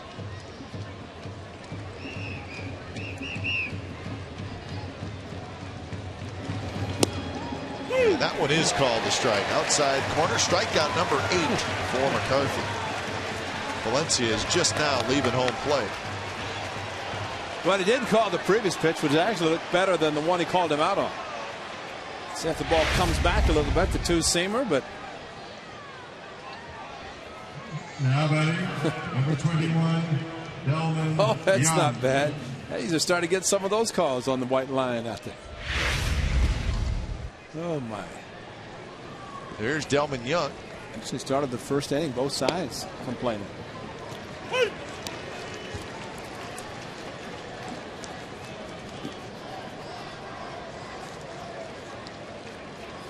No walks and 8 strikeouts for Brandon McCarthy.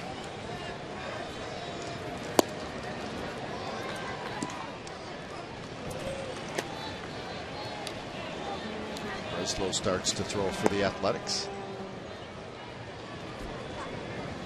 The 8 strikeouts ties a career high. Most strikeouts McCarthy has had this year is 7. He's done that twice.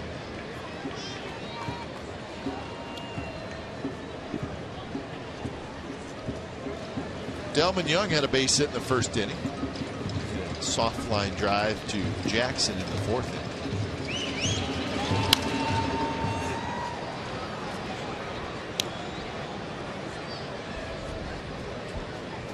Seen a lot of foul balls today, or is it just me? No, you have. Seems like it. I count the foul balls as 2 strikes, and there have been a lot of those. Seems like it. Another one. 106 pitches for McCarthy.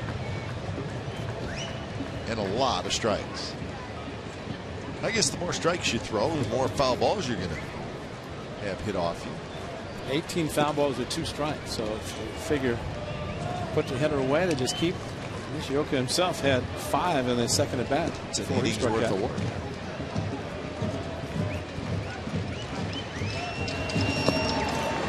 Finally, Delman Young strikes out. Kurt Suzuki thought maybe it was the 3rd out. It was not. It was the 2nd. But it is the 9th strikeout. Another trade today of a big name player, Michael Bourne. Very good, speedy leadoff man from the Astros goes to the Atlanta Braves for 4 minor leaguers. So Michael Bourne, who I believe I read will be a free agent after next year, 2012. So the Braves will have him this year and next year. The Braves trying to catch the Phillies in that AL East. Michael Bourne is a very good player. See the one that he and Pence were friends? Hunter Pence, when Pence was traded, Bourne was a little bit disappointed. He ends up going himself. Well, how about the 2 players the Astros have traded in the last 72 hours? Hunter Pence and Michael Bourne, 2 terrific young players. So Brandon McCarthy very good through 6 innings as we go to the bottom of the 6th, 7-3 A's.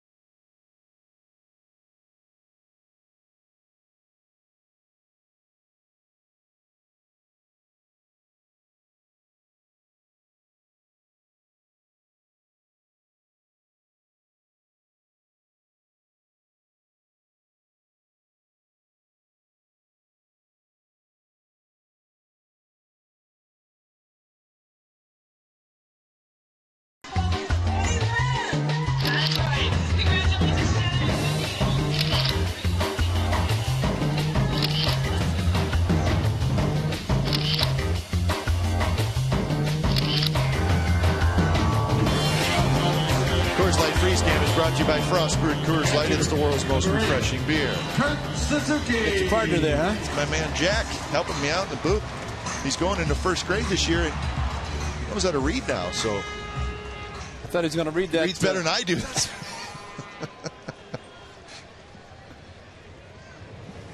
Bottom of the 6th inning, the A's with a 7-3 lead, trying to finish up with a win, what would be a 5-2 homestand. 3 out of 4 from the Rays, trying to take 2 out of 3 from the Twins.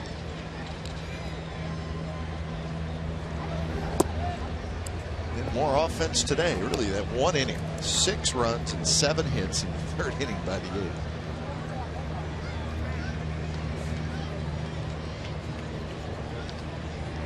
There's been games this year, Ray, where I would have been happy with 7 hits. Long run for Kubel, and it's going to head into the second row seats right behind the Twins bullpen. That might be a bullpen effort for the Athletics the final 9 outs, but Brandon McCarthy, if he is finished after 6, a tremendous performance by the right-hander who threw the majority of his pitches in the 1st inning. Almost a third of the total pitches came in the 1st inning. But Brandon McCarthy settled down, 9 strikeouts. That's a career high for him.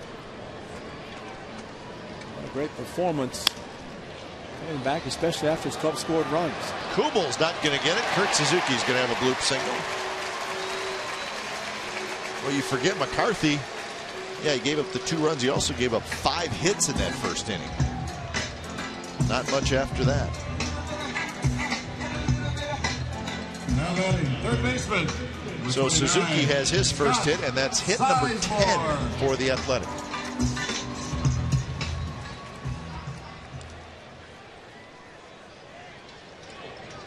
Scott Sizemore also looking for his first hit, although he walked and scored in the 4th inning. Matre, the left-hander, throws and pitches outside.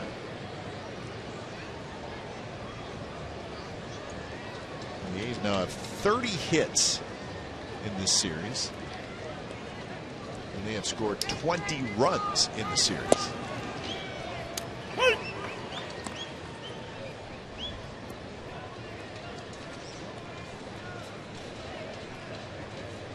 Suzuki Jersey Day has a hit and catching a good game with Brandon McCarthy pitching.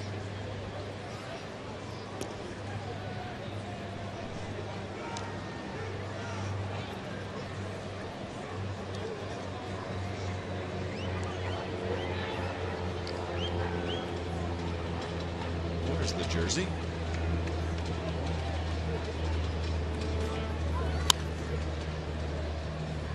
So 1-2 to Scott Sizemore, hitting in the 9th spot today.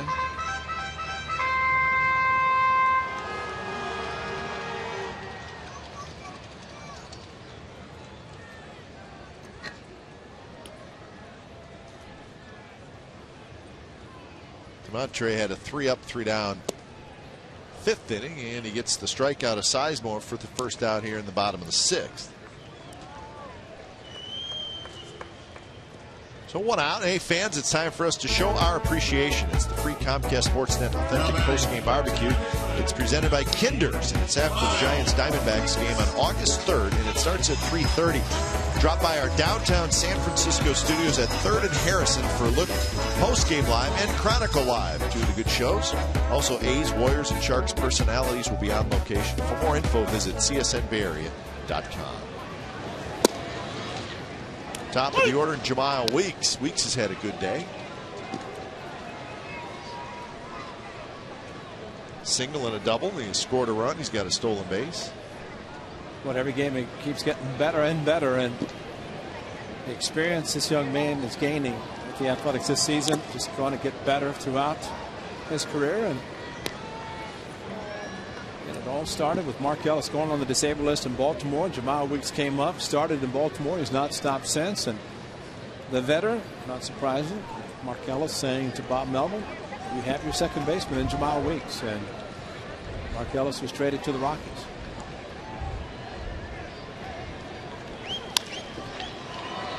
Shallow right. Kubel's coming in. He's going to get there for out number 2. So Weeks now 2 for 4. And that'll bring up Coco Crisp. Coco's had a very good series. He's 2 for 3 today.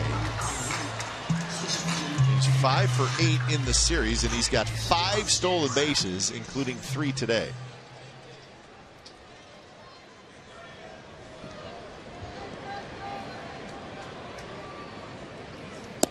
Interviewed him after the game last night. He was on base 4 times last night. He's been on base 3 times today. His name was batted around a little bit as far as a possible trade. Yeah, he's had several players whose names surfaced quite a bit. But they're still here, and you can really enjoy watching them play. And of course, about a month from tomorrow, rosters can be increased to up to 40-man roster. You might be seeing some of the younger players come in up in September as well. 3-0 now to Crisp. Double single and a fielder's choice for Crisp.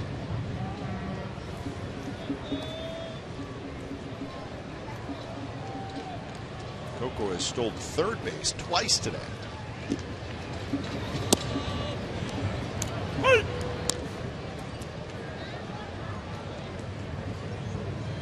Wow, Weeks also has a stolen base in the game.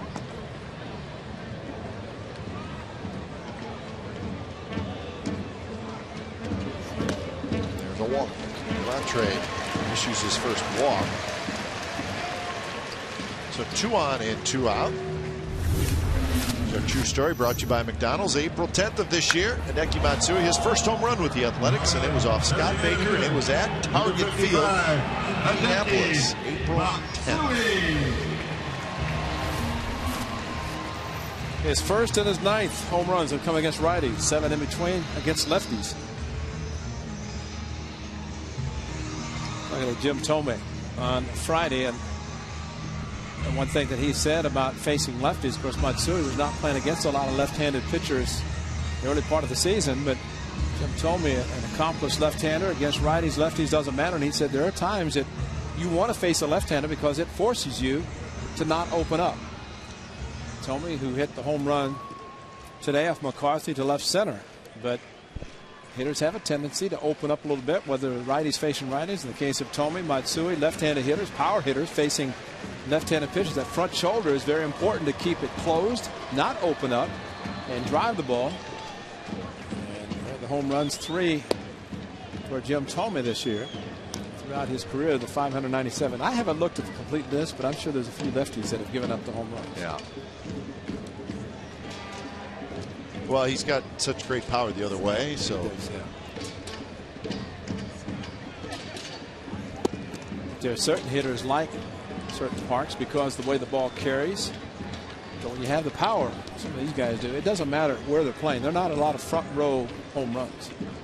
Going to be home runs several rows deep. That means they're going to go out in any park. Even Yellowstone. Grand Canyon. Who knows? 2-1 now to Matsui. 1 for 2 with a single and a sacrifice fly. I think in watching Matsui as we have the first half of the season, that when he faced the righties, there were times that he would open up, and all he could do is roll over with the top hand and get a ground ball to the right side. But against the lefties, that front shoulder stayed intact, and he was driving the ball. Pop up to the third baseman. Valencia has it. Side retired, a strand a pair. We go to the 7th inning. Still 7-3 Athletics.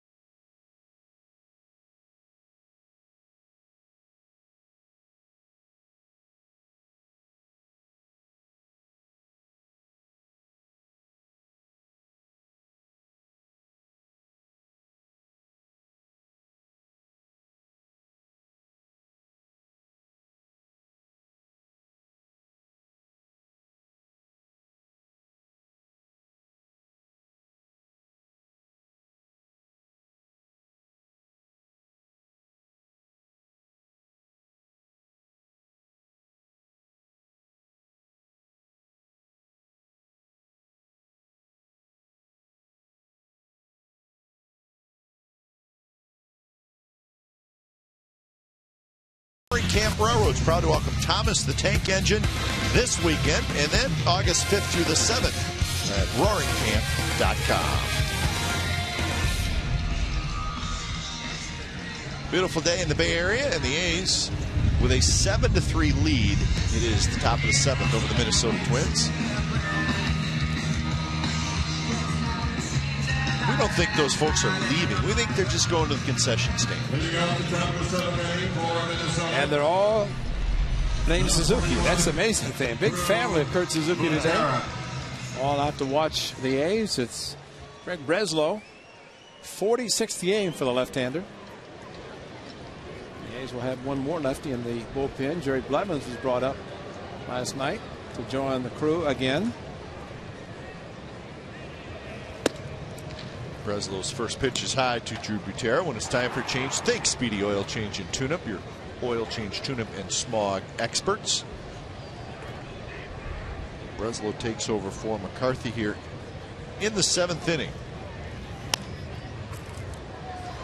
Brandon McCarthy, after a long first inning, he settled down and finishes 6 good innings for the Athletics.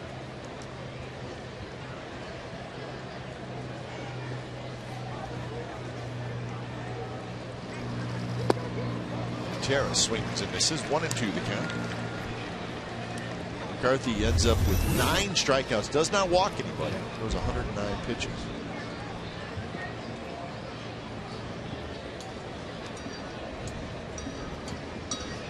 But the fact that he threw 34 pitches in the first inning, you do the math. How effective he was the next 5 innings. 85 strikes of his 109 pitches he threw. That's a strike throw machine.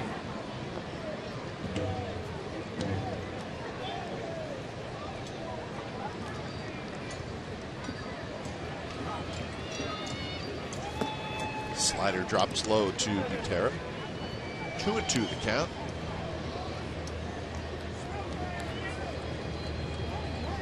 A ground out and a strikeout for the Twins catcher, hitting in the 9th spot.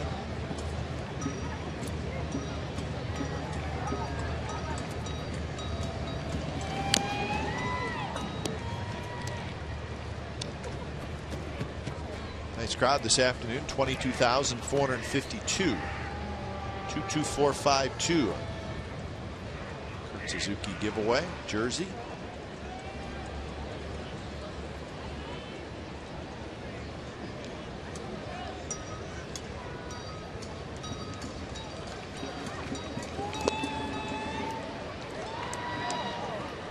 It's a nice day. The A's playing good baseball. The A's in the second half of this season are 9-6.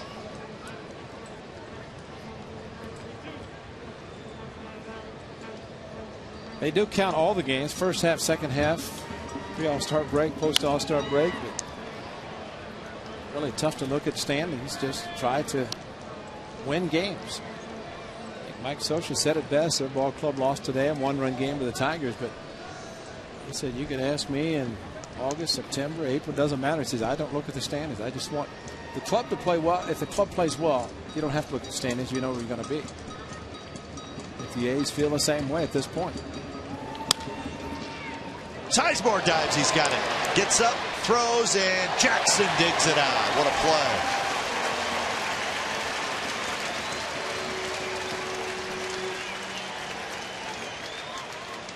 Nice combination. You guys are doing it all. Sizemore again to the ground up quickly to a two-seamer. A little bit better short hop this time, but Connor Jackson no problem handling the short hop from Scott Sizemore.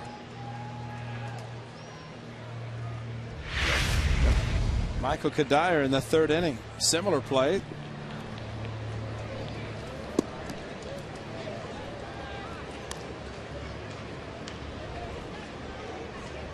Top of the order, and Ben Revere.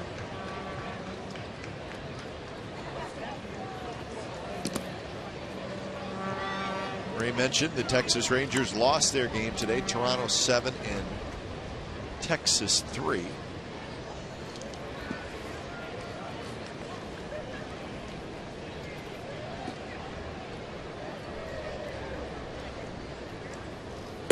Brandon Morrow got his 8th win. He beat C.J. Wilson. Encarnacion hit a home run. Blue Jays don't take a lot of pitchers, so that lawyer ball won't apply to them. They swing the bat. They let her rip. Whew. You see him firsthand a week from Tuesday at Rogers Center. So the walk to Ben Revere. Join the A's on Friday, August the 12th. That's the next home game for the Athletics. It's for the inaugural Italian Heritage Night. By purchasing a special ticket for this event, receive a seat in the Italian Heritage section, an A's pizza cutter, and a traditional Italian food item, probably a pizza, served in the West Side Club. There will be plenty of in-game entertainment, including appearances by Rat Pack impersonators. For Italian Heritage Night tickets, go to OaklandAthletics.com/Italian. That's the pizza man. Yep. Brought us pizza. We'll have to look for him on the 12th. David Renetti probably had a little bit to do with Italian Heritage Night, don't you think? It's got Renetti written all over it. Vice President Stadium Operation for the Athletics, and I think he'll be out here in full force. He might be one of the Rat Packers. The White Sox are very good at those themes. They have, of course, Elvis Night. They have the Flying Elvises come in, parachute in the stadium, and you sort of want to be there when they're having one of those special nights. It's a lot of fun. Great Bill Veeck, the originator of some of the great events around baseball, and I'd like the White Sox just keep doing it. Joe Mauer has his 2nd hit.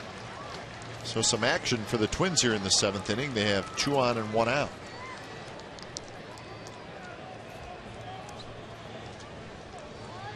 So the hitter will be Michael Kadire. Now batting, number 5. See who gets up for the Athletics. Joe Mauer, we have seen it so often, and just such a great hitter. Brought the hands in and shot a ball to left center. That's his trademark, and the only difference for him, it's going to be De Los Santos being loose in the 7th. The only difference for Joe Mauer, he's playing in a much bigger target field. There's a strike to Kadire. Cleanup hitter for the Twins.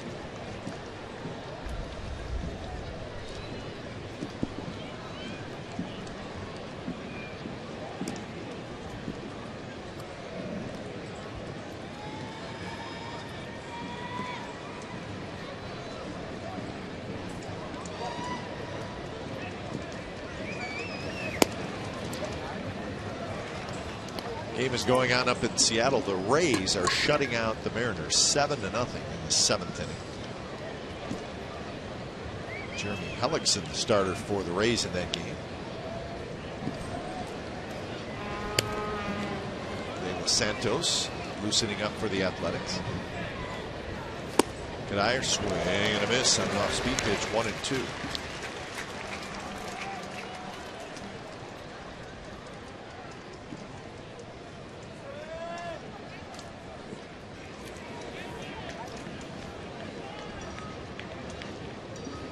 Revere at 2nd, Mauer at 1st. 1 out here in the 7th.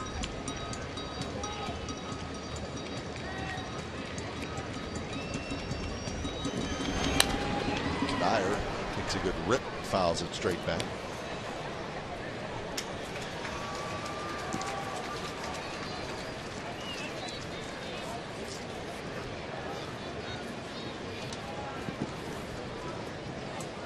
Kubel, left-handed hitter, waiting in the on-deck circle.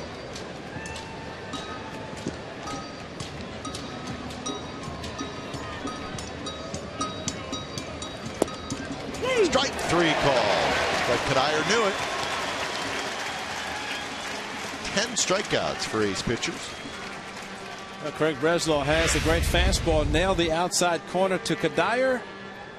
And there's no doubt, very stinky fastball. Number 16, right on the corner. Jason Kubel. Cap, we know that Steve Vucinic down in the A's home clubhouse got a lot of great people working down there. Brian Davis is a great assistant, but Jordan Iserson, young man who has been working in the A's home clubhouse, is going to be leaving and going on to, he probably thinks, bigger and better things. I don't know how much could be better in the A's home clubhouse, but George has done a good job. Last day working for Steve Vucinich, so we wish him the best. Well, scooted underneath the catcher's mitt of Kurt Suzuki, and normally Kurt will take the glove, jam it into the ground, and I say that often because the only time the ball goes through the legs, through the wicket, is when the glove comes up, the catcher's mitt comes up, the ball stays down.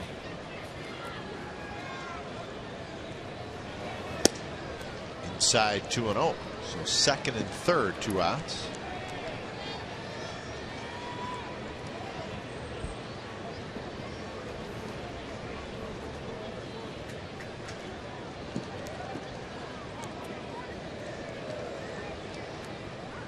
Kubel is 0 for 3. A couple of strikeouts and a ground out.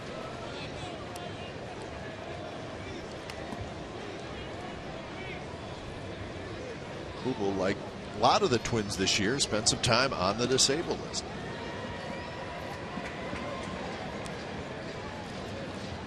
About a month and a half.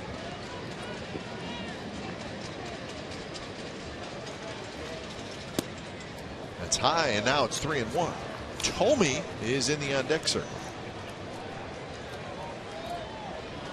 I figured Valencia would be De Los Santos' man. As Thome, the left-hander that Breslow would probably face, he would hope to not have to face him in this inning. Walk off, get in the 3 outs that Bob Melvin's hoping for. And it's high, and that is exactly what's going to happen. Thome is going to come up as the tying run.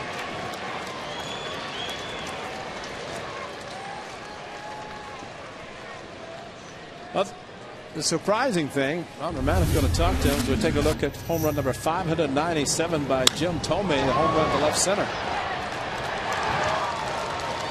That was the last run the Twins scored off Brandon McCarthy. Good effort by Brandon McCarthy. 6 solid innings. Just the 3 runs, 2 in the first and 1 in the third, but just 2 hits in the last 3 innings that he pitched, recording his 9 strikeouts, a career best. But probably the frustrating thing, I would think, for Bob Melvin and Ron Romano, is that lefty facing the lefty ends up walking him, as it did Revere, 2 lefties, but strikes out Jim Kadai, which is a very good right hand, and the lefty Joe Mauer got a base hit. So 3 base runners, all lefties. So Thome steps in. He is 3 for 3. First pitch, swing and a miss. Great location, fastball inside. He's hit 597 home runs. You're thinking about one thing in this at bat. That when he tried to pull the hands in, could not get them in far enough.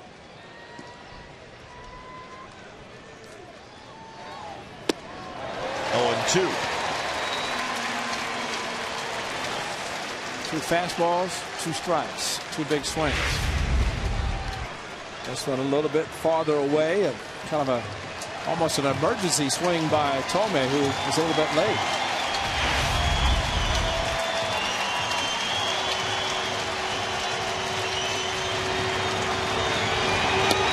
Just a bit inside to Thome.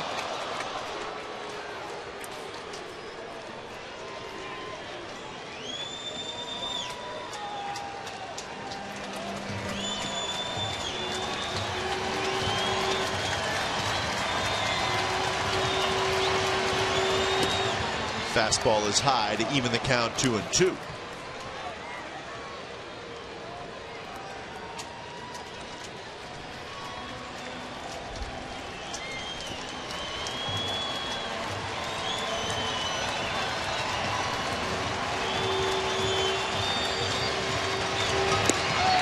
Swinging, stayed right in on the hands, so Breslow strikes out Thome with the bases loaded, and the Twins do not score.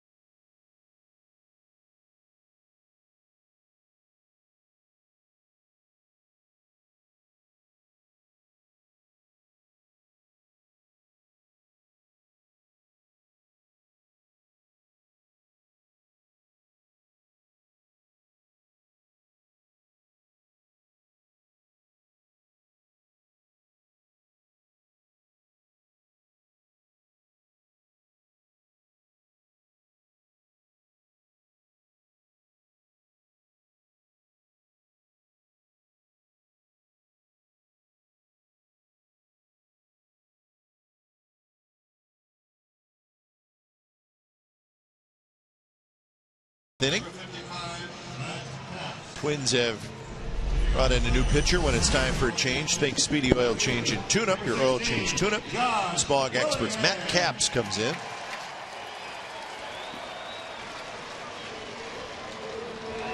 So Capps will face Willingham, Jackson, and Sweeney.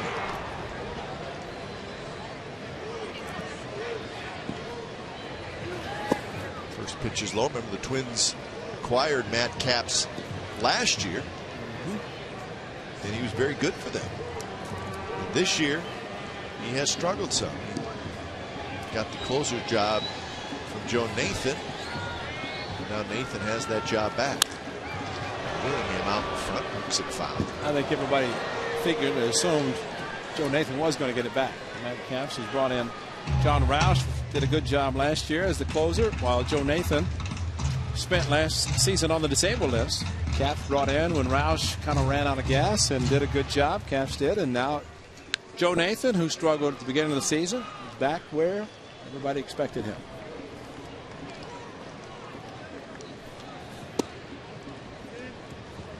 Two and one to Willingham, who is 1 for 2 with a walk, an RBI single, and a run score.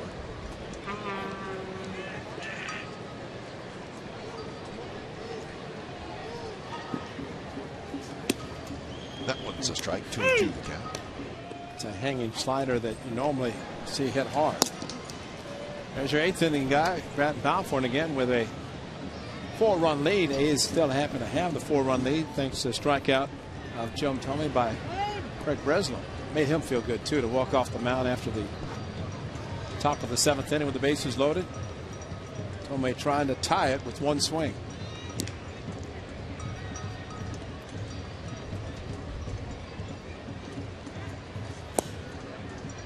Willingham takes it a bit low. Full count.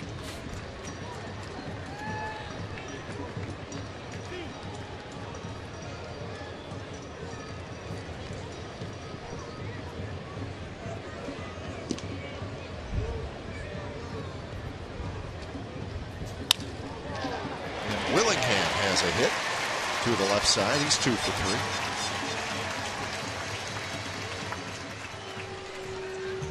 A's have 11 hits. 7 now have come with 2 strikes on the bat. And that is great hitting when you're protecting with a couple of strikes, but it's not able to hit the ball solidly as Willingham did. Get it off of Pavano in the 3rd inning. A 2-2 pitch that he brought his hands in and hit it sharply to left field.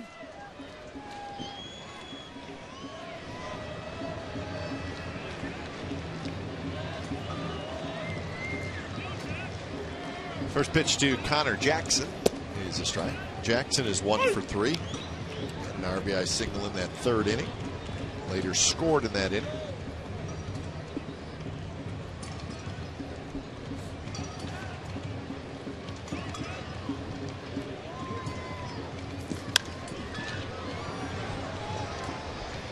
The Angels lost today, as Ray said. 3-2 was the final. Boy, that was a interesting game. It started as really the best pitching matchup of the day. Verlander and Weaver, both 14-game winners. When it was all said and done, Detroit beat the Angels 3-2. There's a couple pretty good side stories from that game. Hit hard right to the second baseman, Kadire, and that's going to be a double play. So 4-6-3 in the double play, 2 outs.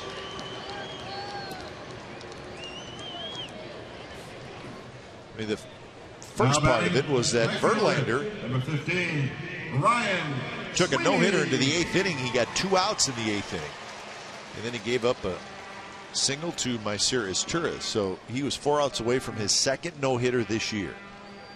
Against a pretty good hitting club, the Angels. But there was also some fireworks in that game. Carlos Guillen hit a home run off Jared Weaver. Did Ordonez hit one earlier? Ordonez hit one earlier, yeah, and then Guillen hit one. But Guillen, and there had to be something that happened earlier in the game, or at somewhere, something. Guillen just watched it go, stood in the batter's box, and then did a little dance and just stared right at Weaver, and Weaver stared right back at him as he ran between home and first after he hit the home run. And so Weaver obviously not happy. And the next hitter was Alex Avila, and first pitch sailed right over his head. And Weaver was tossed out of the game, and then Weaver just lost it on the umpire. And he was yelling at the Tigers as well. But there had to be something that happened earlier that was not part of the highlights that I saw. Yeah, because usually you don't see much of that with Jim Leland's clubs. Jim Leland managing the Tigers. Yeah, it was clearly Carlos Guillen had a reason for doing what he did. I hope. I hope anyways. So the inning is over. Sweeney's called out on strikes. He may have gotten thrown out.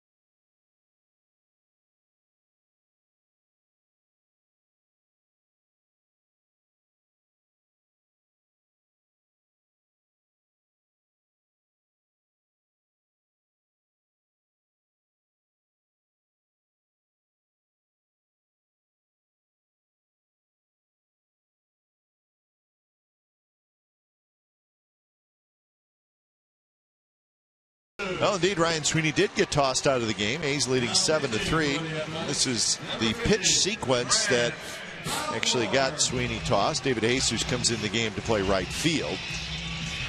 Well, there's no doubt that Dan Bellino's had a few people tonight or this afternoon. That ball Ryan Sweeney thought was a ball and then swung and missed, and he must have said something magical as he was walking, because Bellino, I mean, it's like Bellino knew what he was going to do. And no doubt Bob Melvin very upset of the ejection, because he didn't, he only has 3 guys, 3 players, extra guys, because of 8 relievers. But you had to figure Dan Bellino's going to get somebody today. And it just happened to be Ryan Sweeney, his first career ejection. Just the frustrations of having pitches called that players throughout the day do not think were strikes. When it's time for change, think Speedy Oil Change and Tune-Up. Your oil change tune-up and smog experts, as Grant Balfour comes in. That's interesting about Dan Bellino. He was at first last night on the balk that was not called when Coco was picked off. Yep. And he was talking to Tony Randazzo in between innings, and he's behind the plate tonight. Or it's after. I keep thinking it's a night game. It's a beautiful day. It's a day game. Why it's a it's night. A day game. It's a beautiful day.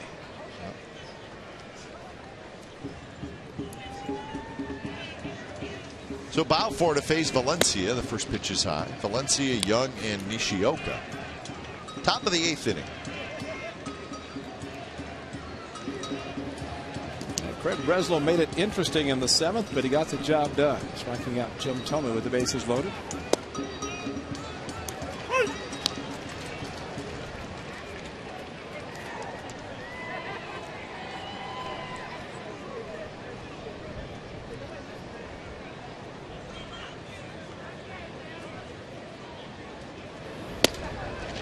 Strike 2, outside corner.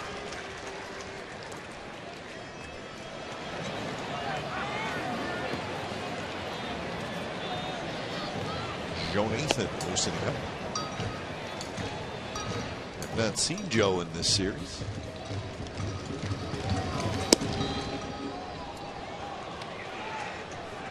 Well, Balfour got a strike the pitch before that. Why not go right back there? And he made a pretty good pitch.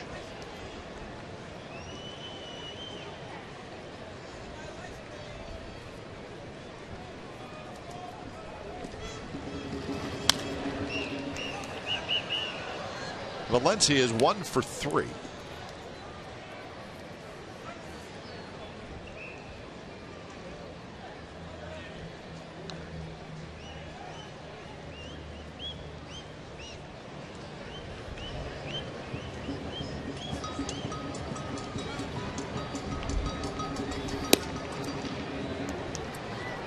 So Valencia has worked the count full.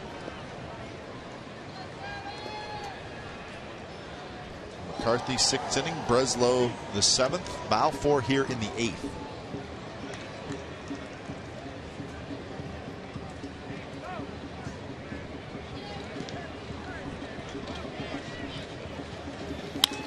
And there's a line shot, base hit left center field. So Valencia is 2 for 4, and that is the 10th hit for the Twins.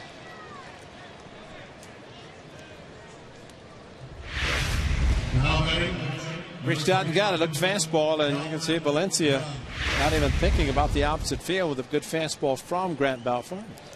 One of the best in the league, and Balfour.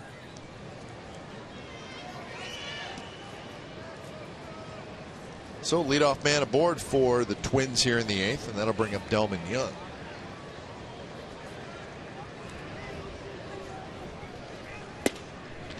First pitch strike. Yankees beat the Orioles, Yankees beat the Orioles again today. 4-2 was the final. So the Yankees take 3 out of 4 in that series. Garcia over Arrieta.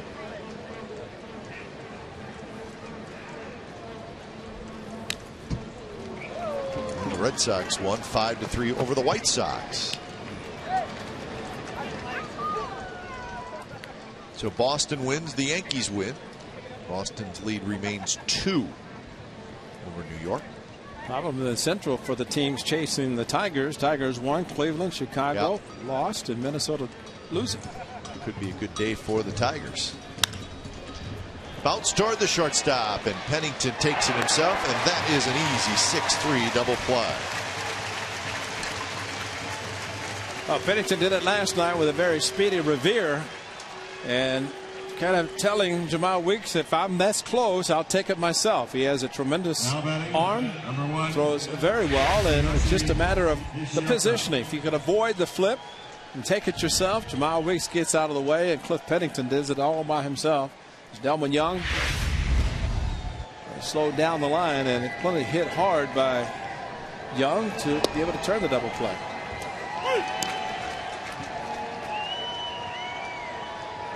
So just like that, 2 outs for Nishioka. So I don't think there's anybody better in the 8th inning than Grant Balfour. Proved it in Tampa Bay, and for the A's, he's really been great.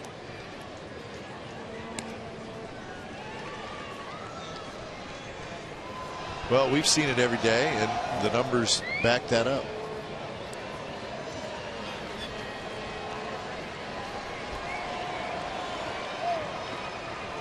Sometimes the difference with innings makes a big difference. I mean, as far as 7th, 8th, and 9th, you guys will say, well, it doesn't matter which one, but the 9th is much different. When you're the last guy standing, there are other guys, but Balfour gets the 8th, usually Andrew Bailey the 9th, assuming everything is working well. It's a great combination. That's why Bob Melton, Ron Romanek, you know, it can be just a 7-inning game with these 2 hard throwers coming out of the bullpen, 8th and 9th. There's strike 3 called. So Grant Balfour gives up a leadoff single, but a double play and a strikeout, and we are headed to the bottom of the 8th.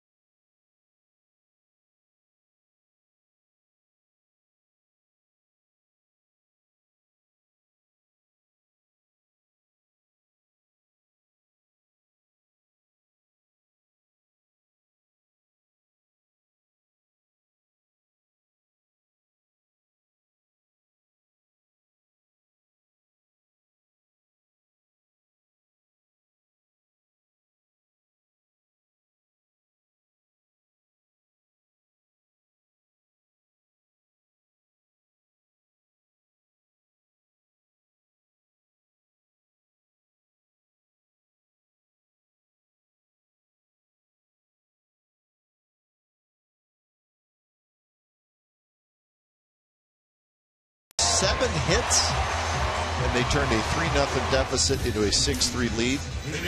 They've added on a little bit, and it's now 7-3 Athletics as the A's come to bat here in the bottom of the 8th. Carl Pavano knocked around. Brandon McCarthy gave up 2 runs and 5 hits in the first inning, but then settled down the rest of the way.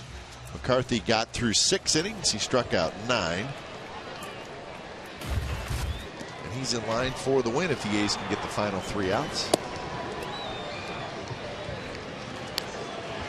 For the Twins, it's Joe Nathan. When it's time for a change, think Speedy Oil Change and Tune-Up, your oil change, tune-up, and smog experts. So Nathan, his first appearance in this series. Pennington, a little looper toward Kadire, the second baseman, out on the grass. He's got it. So 1 out here in the bottom of the 8th.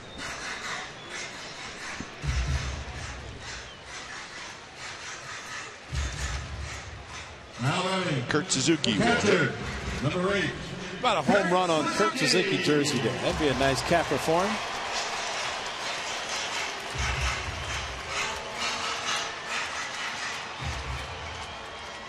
Kurt has a base hit in the game. He's 1 for 3.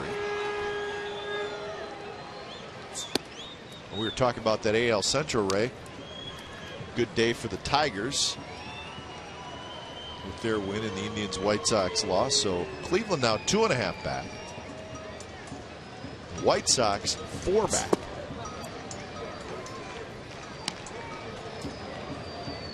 In the National League, the Phillies won and the Braves lost in that East. So the Phillies now have a 6-game lead.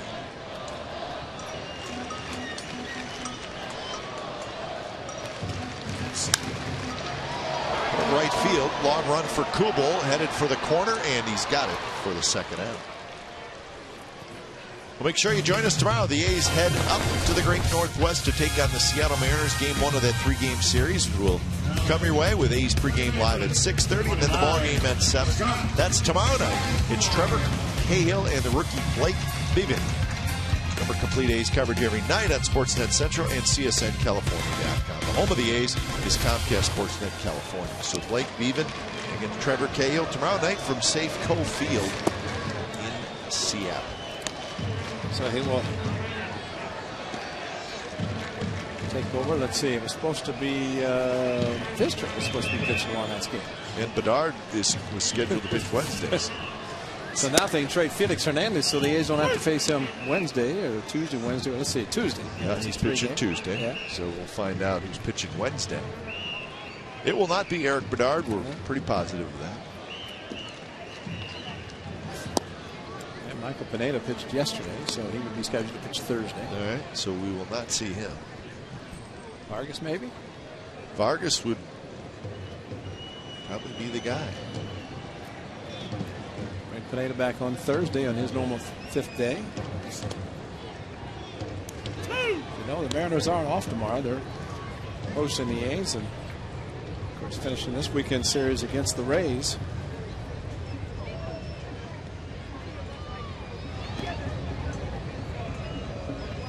Two and 2 to Scott Sizemore. Now the Rangers this week will have tomorrow off, and then they will be at Detroit, and then they will go home to play the Indians. That's what the Rangers have this coming week. So they will miss Verlander, who pitched today. Sizemore swings and misses, so Joe Nathan has a 3-up, 3-down inning, and we're going to the 9th. Bailey's coming in. The A's will try to finish it off.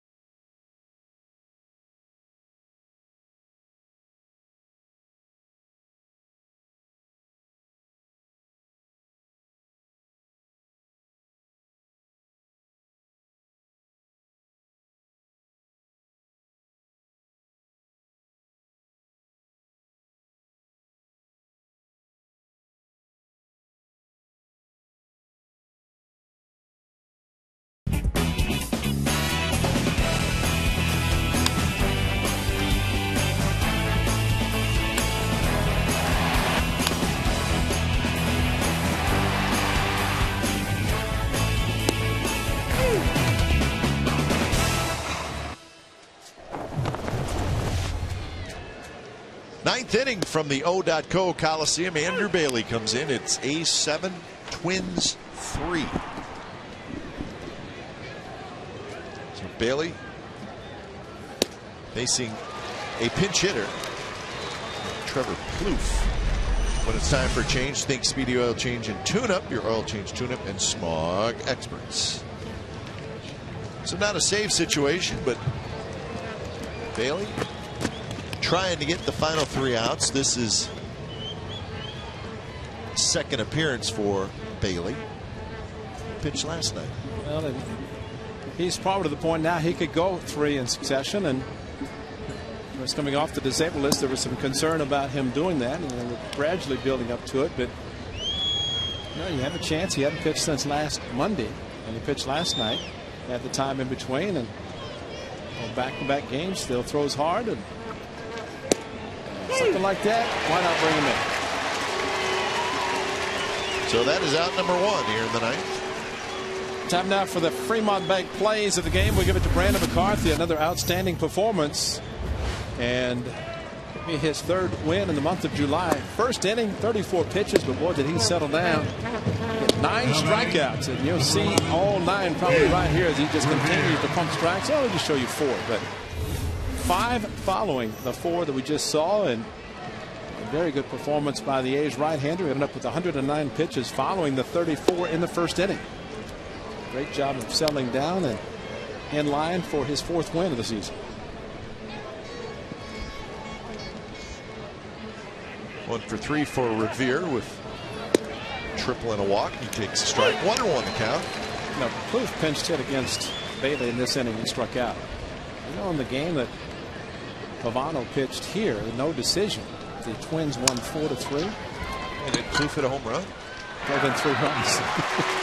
Drove in the game winner after a 2-run double. Made an error early. Remember, they overthrew first baseman, allowed the A's to score a run, but more than made up for it as he drove in 3. But today he did not start in Pavano's start here at the Coliseum. Pavano's 3rd. He's 1 out away for a 5-2 homestand. That would be very nice. Joe Mauer steps in.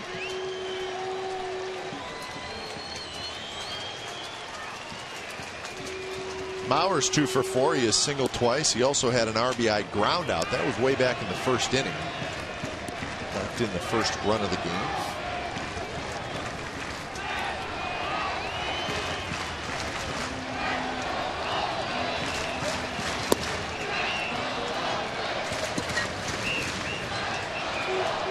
So the A's will head to Seattle, and the Twins will head to Anaheim. They'll have an off day tomorrow and then take on the Angels Tuesday, Wednesday, and Thursday.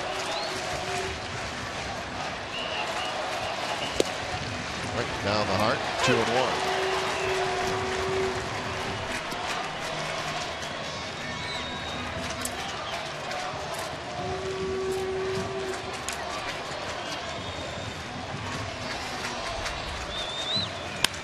There's a line drive right up the middle, and Mauer is 3 for 5. Pretty good. He's good. Especially coming in facing a fastball throwing pitcher. Andrew Bailey with great breaking ball, but just challenged Joe Mauer, especially falling behind 2-0, then 2-1. You know, I was thinking about Andrew Bailey kicking at the mound a little bit, but man, he's the 4th A's pitcher and 4 of the Twins pitchers. So you come in after 7 guys have been on the mound digging holes, and makes it a little bit difficult. Yep. So not surprised he's trying to kick the dirt, trying to get a nice landing spot. Closers are important, but well, you think about the number of pitchers that precede them in a ball game and make it difficult in the landing spot. 2-0 to Kadire. Mauer taking second.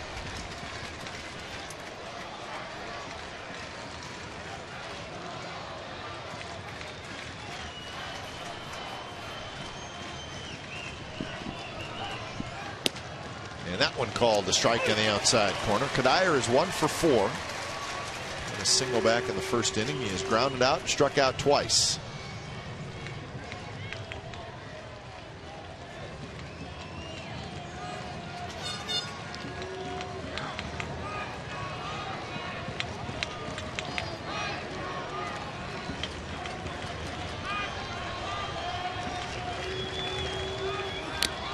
High fastball, swing and a miss.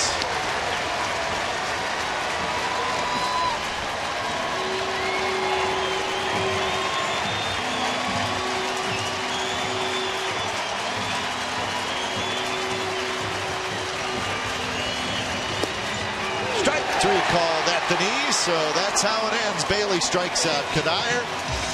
The Twins strand a runner in the ninth, but the A's use a 6-run third inning, and that was indeed the difference in the ball game. So the A's take 2 out of 3 from the Twins, and they wrap up the 7-game homestand with a 5-2 record. So the A's playing good baseball as they get set to head out on a 9-game road trip. Don't go away. A's Post Game Live with Jim Cosmore and Shooty Babbitt is set to go. 7-3. A's win it over the Twins.